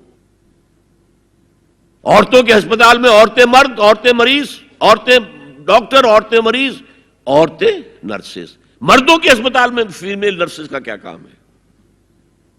کیا میل نرسز نہیں ہوتے؟ اور کیا آرمی کے اندر جو فارورڈ یونٹس ہوتے ہیں کہ جو جاتے ہیں محاذ کے اوپر، ان میں کوئی عورت نرس جاتی ہے؟ میل نرسز جاتے ہیں، حالانکہ سب سے زیادہ نرسنگ کی ضرورت وہاں ہوتی ہے۔ کسی کا بازو اڑ گیا ہے، کسی کی ٹانگ اڑ گئی ہے، کسی کے پیٹ میں آ کر کسی بم کا ٹکڑا جو ہے لگایا، تڑیاں باہر نکلی ہوئی ہیں، تو نرسنگ سب سے زیادہ وہاں ضروری ہے۔ وہاں تو فیمیل نرسز نہیں ہوتی، میل ہوتے۔ سیگریگیشن، سیگریگیشن، سیگریگیشن، یہ آگ اور پانی کا ملاپ درست نہیں ہے۔ تو بڑا، سب سے بڑا پردہ تو یہ ہے۔ دوسرا پردہ، دوسرا قلعہ، گھر کی چار دیواری۔ وَقَرْنَ فِي بُيُوتِكُنَّ وَلَا تَبَرَّجْنَ تَبَرُّجَ الْجَاهِلِيَّةِ الْأُولَىٰ۔ قرار پکڑو اپنے گھروں میں، وقار کے ساتھ رہو، ٹھہری رہو اپنے گھروں میں، اور بند سمر کر باہر نہ نکلو جیسے کہ تم جاہلیت کے دور میں نکلتی تھی۔ اس کو ہمارے ماڈرن لوگ کہہ دیتے ہیں یہ تو صرف ازواج مطہرات کے لیے تھا، اس سے بڑی جہالت کوئی نہیں ہو سکتی۔ دیکھیے ایک نکتہ، یہ شاید پہلے کبھی آپ کے ذہن میں نہ آیا ہو، ازواج مطہرات سے خاص کیوں خطاب کیا گیا؟ اس کی وجہ ہے اسی سورہ احزاب میں جس میں یہ مضمون آیا ہے وَقَرْنَ فِي بُيُوتِكُنَّ وَلَا تَبَرَّجْنَ تَبَرُّجَ الْجَاهِلِيَّةِ الْأُولَىٰ، اسی میں آیت آئی ہے لَقَدْ كَانَ لَكُمْ فِي رَسُولِ اللَّهِ أُسْوَةٌ حَسَنَةٌ۔ مسلمانوں تمہارے لیے اللہ کے رسول کی شخصیت کے اندر ایک نہایت عمدہ نمونہ ہے، اور یہ معجزہ ہے۔ مردوں کی ہر حیثیت کے لیے اسوہ ہے محمد صلی اللہ علیہ وسلم۔ امام کے لیے آپ کا اسوہ ہے کہ نہیں؟ مسجد نبوی کے امام تھے کہ نہیں؟ مبلغ کے لیے ہے کہ نہیں؟ سب سے بڑا کام تو آپ کا تبلیغی تھا۔ مزکی اور مربی کے لیے ہے کہ نہیں؟ باپ کے لیے ہے یا نہیں؟ شوہر کے لیے ہے یا نہیں؟ سپہ سالار کے لیے ہے یا نہیں؟ قاضی القضات کے لیے ہے یا نہیں؟ مرد کی ہر حیثیت کے لیے اسوہ ہے۔ آخر عورت کی نسوانی زندگی کے لیے تو حضور رسوا نہیں بن سکتے، یہ خلا ہے۔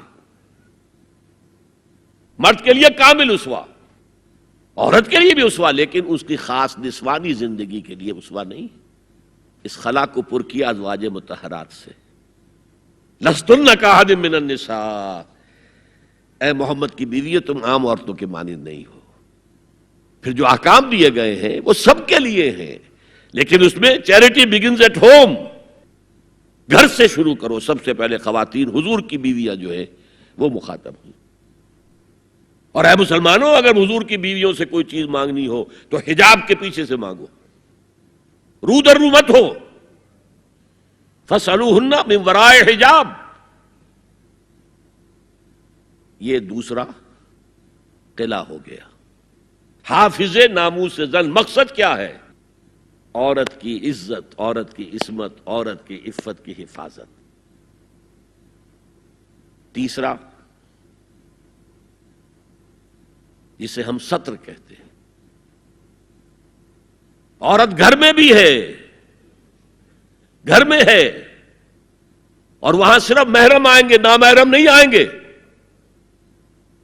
محرموں کی اتنی لمبی لسٹ دی گئی ہے، اللہ نے کس لیے دی ہے؟ کیا قرآن مجید میں لفاظی ہے؟ ایک ایک لفظ گنجینہ معنی کا طلسم اس کو سمجھیو، جو لفظ کے غالب میرے اشعار میں آوے۔ غالب نے تو تعلیق کی ہے، اللہ کے کلام میں تو یہ بات صحیح ہے نا۔ گھر کے اندر نامحرم نہیں آئے گا۔ گھر میں اگر وہی ایک بیٹی تھی جو آپ نے اپنے داماد کو دے دی ہے اور کوئی اور بیٹی نہیں ہے تو داماد گھر میں آ سکتا ہے ورنہ نہیں آ سکتا۔ سالی سے اس کا پردہ ہے، دیور سے بھابھی کا پردہ ہے، چچا زاد بھائی بہنوں کا پردہ ہے۔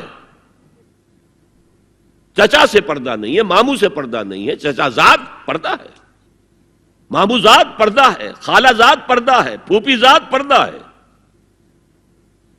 یہ سارے احکام کس لیے دیے گئے؟ گھر کے اندر بھی ستر اور نگاہیں نیچی۔ مولانا حمید الدین فراہی نے ایک نقطہ بیان کیا کہ سورہ احزاب میں جو پردے کا بیان ہے وہ ہے گھر سے باہر کا پردہ۔ جب اے نبی کہہ دیجئے قل لازواجک و بناتک و نساء المؤمنین یدنین علیہن من جلابیبہن۔ جلباب کہتے تھے ایک بڑی چادر، کوئی عربوں کی تہذیب میں موجود تھی دو چیزیں، گھر میں ان کے ایک دوپٹہ ہوتا تھا جسے خمار کہتے تھے، خمار، خمرہن کا لفظ آیا ہے سورہ نور کے اندر۔ گھر سے باہر نکلتی ہوئی وہ اپنا پورا وجود ایک چادر میں لپیٹ لیتی تھی لیکن چہرے کا پردہ نہیں تھا۔ اب فرمایا گیا اے نبی اپنی بیویوں سے اور اپنی بیٹیوں سے اور اہل ایمان کی بیویوں سے، اب بات آگے بڑھ رہی ہے، اہل ایمان کی بیویاں شامل ہو گئی، اس لیے کہ تو ساری بات ہی ازواج مطہرات سے جو ہو رہی ہے، اس لیے ہو رہی ہے کہ وہ اسوہ بنے مسلمان خواتین کے لیے۔ ان سے کہہ دیجئے وہ اپنی چادروں کے پلو لٹکا لیا کریں۔ یہ جو گھونگھٹ کا تصور بعد میں ہوا ہے، یہ ہے تیسرا پردہ۔ ستر کی حد تک ہے ستر آپ نے، اور اس میں بھی کیسے کیسے احکام دیے گئے۔ لباس وہ پہنو جو ڈھیلا ہو، تنگ نہ ہو، ٹائٹ نہ ہو، جو جسم کے نشیب و فراز کو واضح کر رہے ہو، اتنا باریک نہ ہو کہ جسم جھلک رہا اس میں سے۔ اور اس پر اضافہ وَاضْرِبْنَا بِخُمُرِهِنَّ عَلَى جُيُوبِهِنَّ، اپنے گریبانوں کے اوپر اپنی اوڑھنیوں کے، یہ خمار آ گیا کہ اوڑھنی ہوتی ہے، اس کے بکل مار لو تاکہ نسوانی حسن کا ایک بڑا حصہ ہے یہ چھاتی جو ہے، اس کو اور ایک کور ایڈیشنل مل جائے۔ کرتا تو ہے ہی لیکن وَاضْرِبْنَا بِخُمُرِهِنَّ، خمار کی جمع خمر۔ سورہ احزاب میں آیا جلابیب، جلباب کی جمع، وہ بڑی چادر جس میں لپٹ کر گھر سے نکلتی تھی، لیکن یہ کہ یہاں پر خمرہن، خمار کہتے ہیں اوڑھنی کو جو گھر میں بھی استعمال ہوتی ہے، تو وہ سر پر بھی ہو اور اس کا ایک بکل جو ہے تمہاری سینے پر بھی آ جائے، ایڈیشنل کورنگ۔ اس کے باوجود بھی نگاہیں نیچی رکھو، باپ کی نگاہ بھی نہ پڑے تمہارے نسوانی حسن پر، وہ بھی مرد ہے، بھائی کی نگاہ نہ پڑے۔ اہل ایمان تم بھی اپنی نگاہیں نیچی رکھو، اور اہل ایمان عورتوں تم بھی اپنی نگاہیں نیچی رکھو۔ اور آج انسسٹ جو ہے، باپ کا بیٹی سے ملوث ہو جانا اور بیٹے سے ماں کا ملوث ہو جانا اور بہنوں اور بھائیوں کے درمیان، یہ اس قدر پھیل چکا ہے۔ امریکہ کے اندر وہاں سب سے مہنگے ڈاکٹر جو ہے وہ سائیکیٹرسٹ ہیں، سب سے مہنگی دوائیاں جو ہیں وہ دماغ امراضی کی ہیں، اور وہ سائیکیٹرسٹ کہتے ہیں کہ انسسٹ جو ہے، حرام رشتوں کے اندر جو ہے اگر زنا کا معاملہ ہو رہا ہو تو یہ سب سے بڑا سبب ہے دماغی امراض کا اس معاشرے کے اندر۔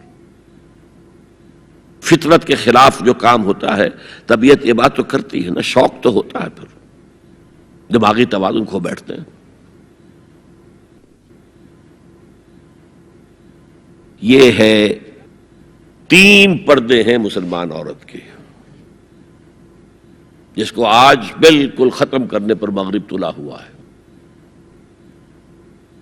اس لیے کہ کسی بلی کی دم کٹ جائے تو وہ چاہے گی کہ سب کی کٹ جائے۔ ان کا بیڑا غرق ہو چکا ہے، ان کی تہذیب ختم ہو چکی ہے، تہذیب نہیں ہے آج ان کے پاس، خاندانی نظام ختم ہو چکا ہے۔ بوڑھے والدین کو لے جا کے اولڈ ہاؤسز کے اندر پھینک دیا، اور وہ سال بھر ترستے رہتے ہیں، کوئی نہ بیٹا آتا ہے نہ بیٹی آتی ملنے۔ بس ٹھیک ہے نا، ہم نے فریج دے رکھا ہے، سب کچھ سامان وہاں پہ ہوتا ہے، ٹیلی ویژن دے رکھا ہے، اپنا وقت گزاریں، اپنے بیٹوں بیٹیوں کو دیکھنا نصیب نہیں ہے۔ اب تو یہاں تک نوبت آئی ہے کہ پہلے کم سے کم یہ ہوتا تھا کہ کرسمس پر یقینی ہو جاتا تھا کہ بیٹا بیٹی ملنے آئیں گے، اب وہ بھی نہیں ہے۔ خاندانی نظام کیسے قوی ہوگا؟ لڑکا ایک خاص عمر کا ہوا، جاؤ اب نکلو گھر سے، اب جاؤ اپنی کوائی کرو اور کھاؤ، ہم سے معاملہ ختم ہے۔ لڑکی جاؤ، تو ظاہر بات ہے کہ لڑکا لڑکی بھی پھر وہی کریں گے، بعد میں اٹھا کر پھینکیں گے آپ کو، گھر میں نہیں رکھ سکتے، ہماری آزادی میں مخل ہوتے ہیں۔ تو معاشرتی نظام، میں نے آپ سے عرض کیا، پہلا اصول کیا تھا؟ تمام انسان مساوی، اور اس پر گواہی میں نے کس کی دی؟ شاتم رسول ایچ جی ویلز کی۔ اس میں ایک وضاحت رہ گئی تھی، جو تازہ ایڈیشن اب مارکیٹ میں ہے اس میں سے یہ پیسج نکال دیا گیا ہے جو میں نے آپ کو سنایا۔ جو نئے ایڈیٹرز ہیں ان کے حلق سے یہ کڑوی گولی نہیں اتری کہ ایچ جی ویلز کا یہ جملہ بھی شامل رہنے دیا جائے، نکال دیا گیا۔ تو ایسا نہ ہو کہیں آپ جدید کوئی ایڈیشن دیکھیں اور اس میں تلاش کریں، نہ ملے تو آپ سمجھیں کہ میں نے کوئی غلط بات آپ سے کہی ہے۔ لائبریریوں میں پرانے ایڈیشن مل جائیں گے، جائیے اور دیکھیے، a concise history of the world میں جو حضور کا چیپٹر ہے کھول کر پڑھیے، آپ کو مل جائے گا جملہ۔ Although the sermons of human equality, fraternity and freedom were said before also, and we find a lot of such sermons in Jesus of Nazareth, but it must be accepted that it was Muhammad sallallahu alaihi wasallam who for the first time in human history established a society based on these principles. اور یہ مساوات انسانی مرد اور عورت کے درمیان بھی ہے، فرق انتظامی ہے، سو نوٹ کر لیجیے۔ ایک دفتر میں ایک افسر ہے، ایک کلرک ہے، ایک چپراسی ہے، بحیثیت انسان برابر ہے، اس انتظامی سٹرکچر میں تو برابر نہیں ہے۔ آفیسرز کے اختیارات کیا ہیں، چپراسی کے کیا ہیں، کلرک کے کیا ہیں، حالانکہ ایز سٹیزنز آف اسٹیٹ برابر ہے، ایک ووٹ اس کا، ایک ووٹ اس کا ہے۔ کیا آفیسر کے 4 ووٹ ہیں؟ چپراسی کا 1 ہے؟ نہیں، 1 ووٹ برابر ہے۔ As citizens of the state they are equal, لیکن جہاں کام کر رہے ہیں وہاں تو ایکول نہیں ہے۔ یہ فرق ہے کہ جس کو دنیا ایکسپلائٹ کر رہی ہے، حالانکہ اس سے زیادہ لاجیکل بات اور کوئی نہیں ہو سکتی۔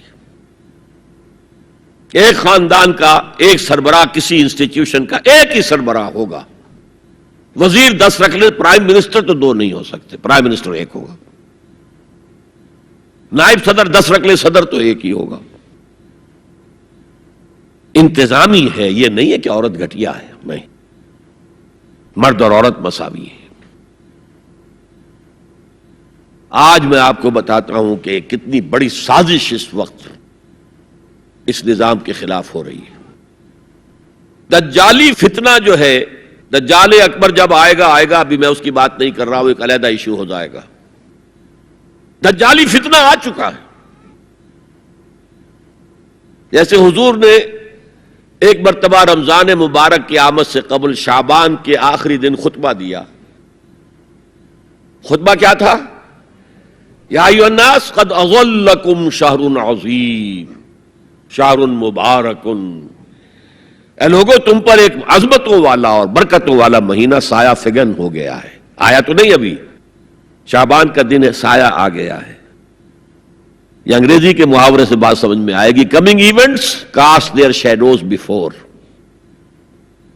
اسی طرح وہ شخص دجال تو ابھی نہیں آیا، دجالیت پوری آ چکی ہے۔ اور میں اس کا ذکر کر چکا ہوں لاہور میں ایک تقریر میں، 3 لحاف. جیسے ملیریا کا جب حملہ ہوتا تھا، اب تو بہت کم ہو گیا ملیریا، تو جو سردی چڑھتی تھی، کپ کپی ہوتی تھی، ایک رضائی ڈال دیجئے، دوسری ڈال دیجئے، تیسری ڈال دیجئے، تو 3 رضائیاں یا 3 لحاف گلوب کے گرد لپٹ گئے. دجالیت کے 3 شیڈز. سب سے اوپر سیکولرزم، سیاست سے، ریاست سے، سیاسی نظام سے، معاشرتی نظام سے، عدالتی نظام سے، قانون سازی سے کسی مذہب کا کوئی تعلق نہیں. آج پوری دنیا میں سیکولرزم ہے، تمام مسلمان ممالک میں سیکولرزم ہے.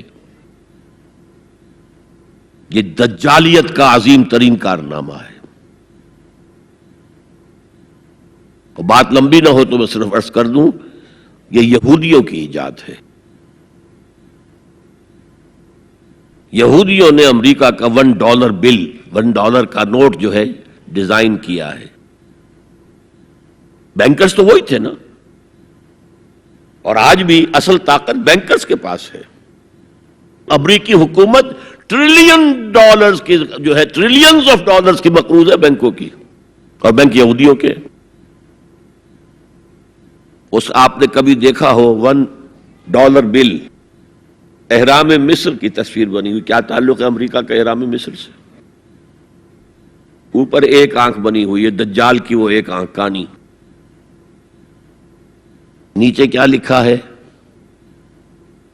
آرڈس نووس سیکولورم، نیو سیکولر آرڈر ہم نے قائم کرنا ہے دنیا میں. یہ 1776 کی بات ہے، اور 1991 میں پہلی مرتبہ صدر بش کی زبان سے الفاظ نکلے تھے، اس کے باپ کی زبان سے، جو موجودہ بش ہے، بش سینئر نے. اب دنیا میں نیو ورلڈ آرڈر قائم ہوگا. اصل میں وہ کس کا خیال ہے؟ یہود کا ہے. This new world order is going to be Jew world order. اور جو ہے بالکل ایک مائنورٹی، مائنیوٹ مائنورٹی. کل دنیا میں 1 کروڑ یا 1.25 کروڑ یا 1.30 کروڑ 13 ملین بس. تو اگر مذہب اور ریاست کا کوئی تعلق ہو تو ان کی کیا حیثیت ہے؟ اور جب مذہب ایک طرف رکھ دیا گیا تو برابر کے شہری ہے. یہ سیکولرزم اس لیے یہودیوں کی ایجاد ہے. پوپ کے خلاف بغاوت کروانے والے یہودی ہیں، پروٹیسٹنٹ مذہب پیدا کرنے والے یہودی ہیں، سود کی اجازت لینے والے یہودی ہیں. ورنہ جب تک پوپ کا اقتدار تھا یورپ میں، ہر طرح کا سود حرام تھا، یوزری بھی اور کمرشل انٹرسٹ بھی، دونوں حرام تھے. یہ لیا گیا ہے اجازت کیلوین کے ذریعے سے کتاب لکھوا کر. اور انگلستان نے پہلا ملک جو ہے جس نے بغاوت کی پوپ کے خلاف، وہ انگلستان تھا. چرچ آف انگلینڈ علیحدہ ہو گیا، پوپ سے اس کا کوئی تعلق نہیں، پروٹیسٹنٹ ملک بن گیا. پہلا بینک آف انگلینڈ پہلا ہے جو قائم ہوا ہے. اور شاید میں نے آپ کو بتایا تھا کہ علامہ اقبال 1905 سے 1908 3 برس صرف رہے ہیں انگلستان میں اور جرمنی میں، اور اپنی ڈاکٹریٹ بھی کر رہے تھے اور بیرسٹریٹ اطلاع بھی ہو رہا تھا. لیکن ساتھ ہی ان کا مشاہدہ اتنا گہرا تھا کہ انہوں نے دیکھ لیا تھا کہ فرنگ کی رگے جاں پنجے یہود میں ہے. اور اس وقت فرنگ کا امام کون تھا؟ برطانیہ. اب فرنگ کا امام کون ہے؟ امریکہ. اور اس کی رگے جاں ایک پنجے یہود میں ہے.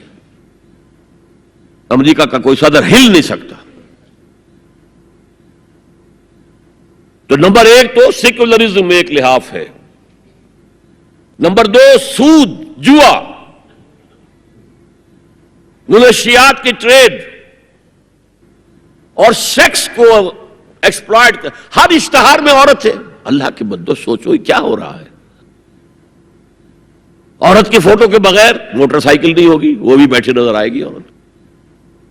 کوئی شے کسی شے کا اشتہار عورت ہوگی. عورت بک رہی ہے، بکری کا ذریعہ بن رہی ہے. وہ انٹرسٹ، جوا، فحاشی اور اس کی بنا پر آمدنی، اس سب کا لحاف ہے جو پوری دنیا کو اپنے لپیٹ میں لے چکا ہے. کوئی مسلمان ملک اس سے آزاد نہیں. دجالیت کے 2 لحاف. ہاں ابھی تیسرے نظام پر جو میں نے کہا تھا سب سے نیچے، خاندانی نظام ہے، آئلی قوانین ہے، معاشرتی نظام ہے، سیگریگیشن آف سیکسز ہے، سطر کے احکام ہیں، حجاب کے احکام، یہ سب سے نیچے. ابھی اس سطح پر مغرب میں تو بربادی آ چکی، لیکن ابھی مشرق میں یہ خاندانی نظام کچھ باقی ہے. کچھ شرم و حیا کی بھی کوئی نہ کوئی قدر ہے، کوئی عصمت و عفت کا بھی کوئی معاملہ ہے. عصمت فروشی کو بھی برا کام سمجھا جاتا ہے، والدین کی خدمت کرنے کو بھی اچھا سمجھا جاتا ہے. یہ ویلیوز ابھی ہیں، ویسے تو پورے ایشیا میں ہیں لیکن زیادہ مسلمانوں میں. قرآن مجید میں 5 جگہ اللہ کے حق کے بعد فوراً والدین کا حق ہے. وَقَضَىٰ رَبُّكَ أَلَّا تَعْبُدُوا إِلَّا إِيَّاهُ وَبِالْوَالِدَيْنِ إِحْسَانًا. تیرے رب نے فیصلہ کر دیا ہے کہ اس کے سوا کسی کی بندگی نہیں کرو گے اور والدین کے ساتھ نیک سلوک کرو گے. اللہ کے حکم کے بعد، اللہ کے حق کے بعد والدین کا حق ہے. سورہ لقمان میں انشکر لی ولوالدیک، شکر ادا کرو میرا بھی اور اپنے والدین کا بھی. اور سورہ بنی اسرائیل میں تو کیا تفصیل آئی ہے. اما یبلغن عندک الکبر احدہما او کلاہما فلا تقل لهما اف ولا تنہرهما وقل لهما قولا کریما واخفض لهما جناح الذل من الرحمۃ وقل رب ارحمهما كما ربیانی صغیرا. اگر تمہارے والدین میں سے ایک یا دونوں تمہارے پاس بڑھاپے کی عمر کو پہنچ ہی جائیں، انہیں کبھی اف تک نہ کہنا، دل نہ توڑنا ان کا، چھاتی چوڑی کر کے بات نہ کرنا، ان سے کندھے جھکا کر بات کرنا، ادب سے گفتگو کرنا.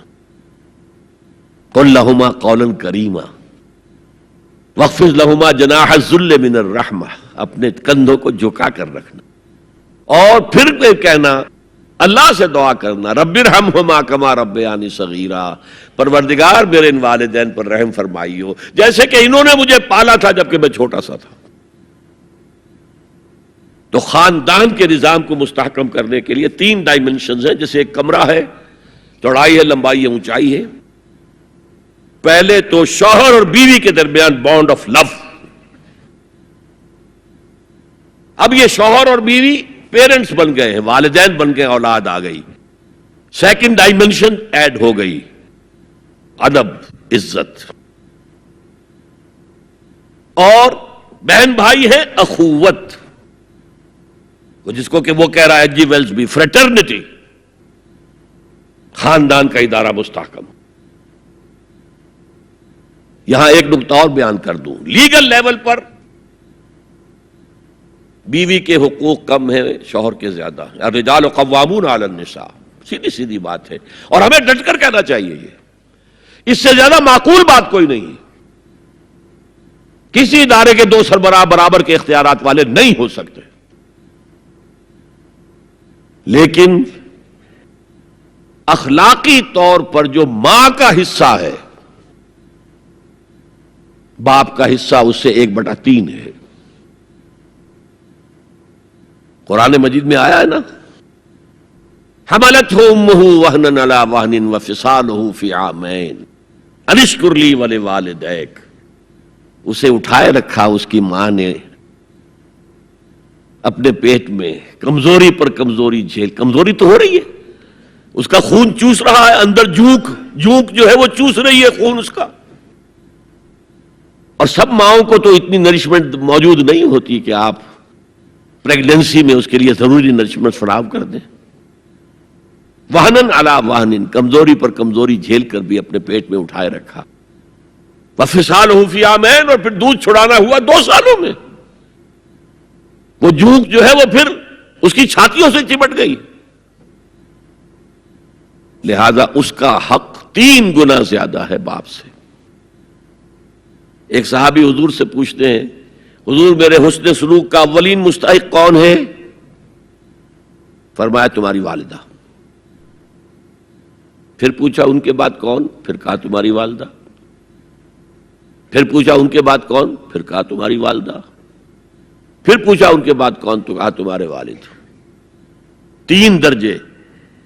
اور یہ جو فرمایا الجنت تحت اقدام الامہات، جنت تو ماؤں کے قدموں تلے ہے، یہ باپ کے بارے میں تو نہیں فرمایا۔ یہ ہے ایکویشن، بیلنس۔ اسلام قسط کی بات کرتا ہے، انصاف کی بات نہیں کرتا۔ انصاف تو یہ کہ آدھی روٹی ادھر دے دو آدھی ادھر دے دو،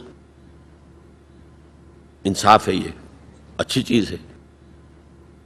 یہ قسط یہ ہے کہ بوجھ اٹھانا ہے تو جو زیادہ قوی ہے اس کو زیادہ بوجھ دو اٹھائے، اور جو کمزور ہے اسے کم بوجھ دو، یہ قسط ہے۔ تو اسلام نے عورتوں پر ذمہ داریاں کم رکھی، ان کے اختیارات کم رکھے، لیکن اولاد پر حق ماں کا 3 درجے فائق رکھا، اور اس سے وہ خاندان کا ادارہ جو ہے مستحکم ہوتا ہے۔ تو آج کیا سازش چل رہی ہے؟ ویسٹ تلا ہوا ہے ایسٹ کے اندر بھی خاندانی نظام کو ختم کرنے پر۔ پہلے ایک کانفرنس ہوئی تھی، عالمی کانفرنس، ویمن فریڈم کی کانفرنس قاہرہ میں، پھر ہوئی بیجنگ کائرو، اور پھر بیجنگ +5 کانفرنس۔ بیجنگ کانفرنس کے 5 سال بعد یونائٹڈ نیشنز جنرل اسمبلی کے تحت ہوئی، اور ان سب کا مقصد کیا ہے؟ پروسٹیٹیوشن کو ایک باعزت پیشہ سمجھا جائے۔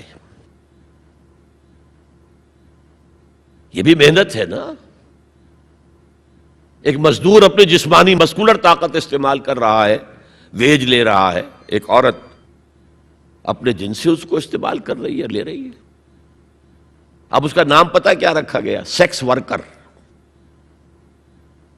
سیکس ورکرز بالکل برابر ہوں گے، باعزت ہوں گے، ان کے کوئی آپ یہ نہیں کہہ سکتے کہ غلط کام کر رہے۔ ہومو سیکسولیٹی کو بھی ایک نارمل ایٹیٹیوڈ قرار دیا جائے، یہ اب نارمل نہیں ہے۔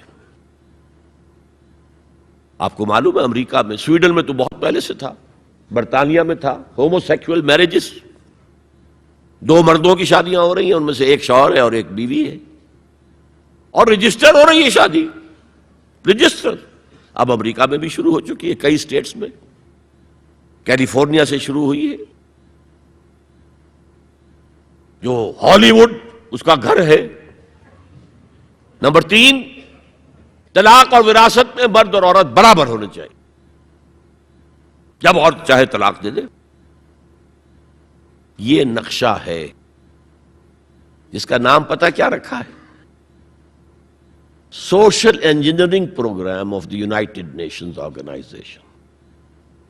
یہ نیو انجینئرنگ ہے معاشرے کو، جیسے کہ کہا رومی نے، گفت رومی ہر بنائے کوہنا کا باداں کنند، تو نہ دانی اولا تعمیر را ویراں کنند۔ رومی نے کہا کہ جب بھی کبھی کوئی نئی تعمیر کرنی ہو تو پچھلی تعمیر کو گرانا پڑتا ہے۔ یہ نئی سوسائٹی کی انجینئرنگ کیسے ہوگی جب تک کہ پرانی سوسائٹی ختم نہ ہو؟ عظیم فتنہ ہے یہ social engineering program of the United Nations organizations general assembly. یہ دجالی فتنے کی وہ سب سے نچلی سطح ہے جو ابھی عالم اسلام کے اوپر پوری طرح نہیں آئی۔ اگرچہ عالم اسلام کی ایلیٹ اکثر و بیشتر اس رنگ پہ جا چکی ہے، مغربی ویلیوز اور مغربی تہذیب کے اثرات آ چکے ہیں، لیکن ابھی نچلی سطحوں پر درمیانی طبقوں میں کچھ نہ کچھ مشرقی اقدار ہیں، کچھ شرم و حیا کی قدر و قیمت ہے، عصمت و عفت کی کوئی قدر و قیمت ہے۔ اور اصل میں یہ یہودی پروگرام ہے، تمام انسانوں کو حیوان بنا دو، اور حیوانوں کو ایکسپلائٹ کرنا ہمارا حق ہے۔ انہوں نے جو نام دے رکھا ہے پوری دنیا کو، گوئمز اینڈ جینٹائلز،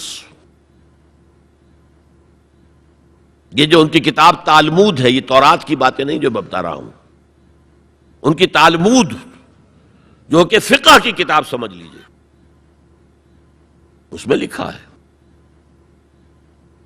کہ جب سوائے ہمارے فل ہیومن بینگ صرف ہم ہیں، باقی سب یہ حیوان ہیں انسانی شکل میں۔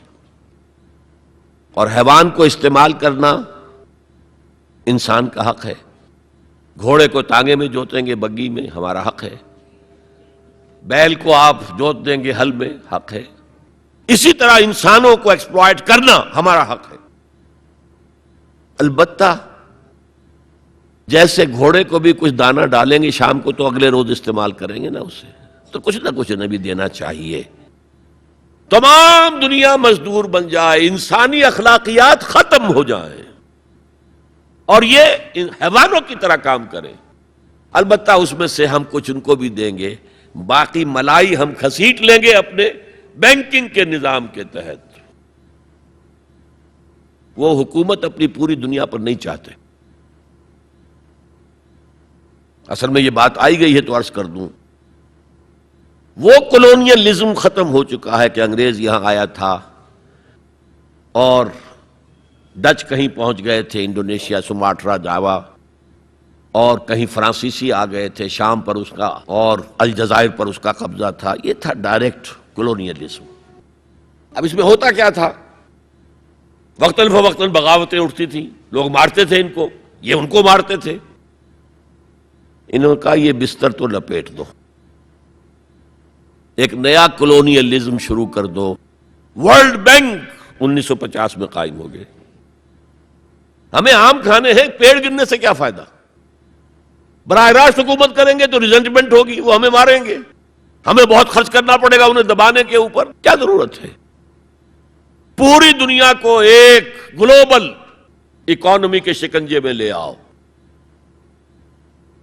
World bank and IMF، international monetary fund, ان کے شکنجے میں کس لو.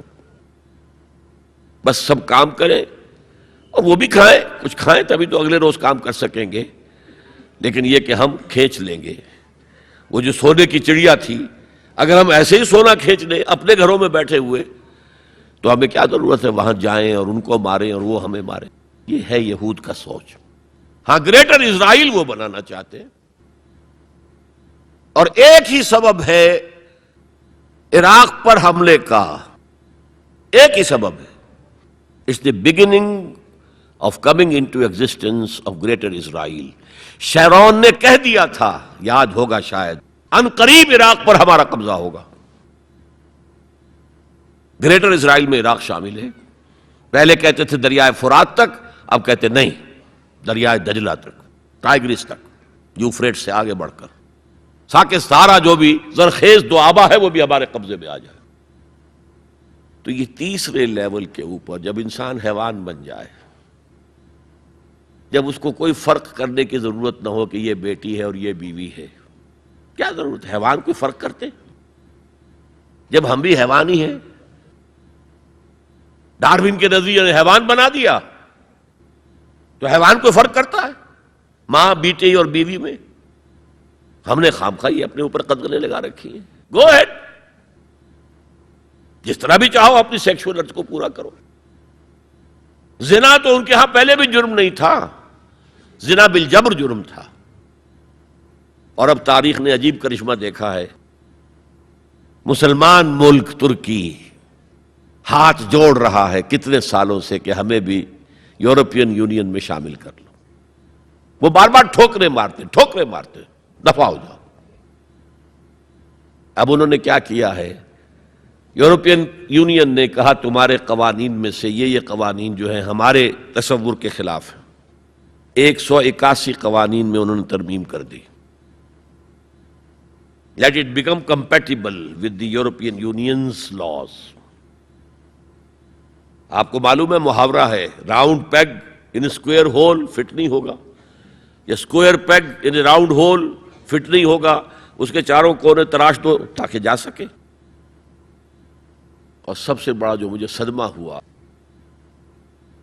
اتا ترک کے ترکی میں زنا کوئی قابل سزا جرم نہیں تھا.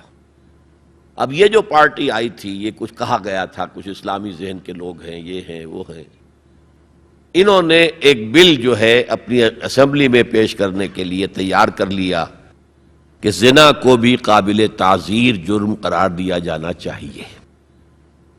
یورپین یونین والوں نے شور مچا دیا، ایک طرف ہمارے ساتھ آنا چاہتے ہیں، دوسری طرف یہ کام کرنا چاہتے ہو، انہوں نے فوراً اپنا وہ بل واپس لے لیا۔ یہ حال ہے آج ہمارا، میرا یہ حال، بوٹ کی ٹو چاٹتا ہوں میں، اور ان کا یہ حکم دیکھ میرے فرش پر نہ رینگ، کیا کر رہا ہے؟ وہ بوٹ کی ٹو چاٹنے کے لیے فرش پر تو پڑنا ہی ہوگا نا، لیکن یہ کہ میرے فرش پر نہ رینگ، میرے قالین کو خراب نہ کر۔ اس تیسرا معاشرتی اور سماجی نظام کا معاملہ ہے کہ جو اس وقت ان کا ٹارگٹ ہے۔ اسی لیے میں نے اسے اپنی آج کی پوری گفتگو کا عنوان بنایا، سمجھیں کیا خطرات آ رہے ہیں، اپنی قدروں کی طرف پلٹے۔ اس دور میں سب مٹ جائیں گے، ہاں باقی وہ رہ جائے گا جو قائم اپنی راہ پہ ہے اور پکا اپنی ہٹ کا ہے۔ ہمارے لیے اسوہ ازواج مطہرات ہیں، ہماری خواتین کے لیے، ان کا اختیار کیا جائے، ان کا نقش قدم پہ چلا جائے، اور پورے سماجی نظام کو، پورے معاشرتی نظام کو ان اقدار پر اٹھایا جائے کہ جو قرآن مجید نے ہمیں دی ہیں۔ یہی ہمارے لیے نجات کی راہ ہے۔ اقول قولی ھذا واستغفر اللہ لی ولکم ولسائر المسلمین والمسلمات۔ هي الحلقات تحفظني بآيات من القرآن، هي الحلقات تملأني بحب المصطفى العدنان، هي الحلقات تحفظني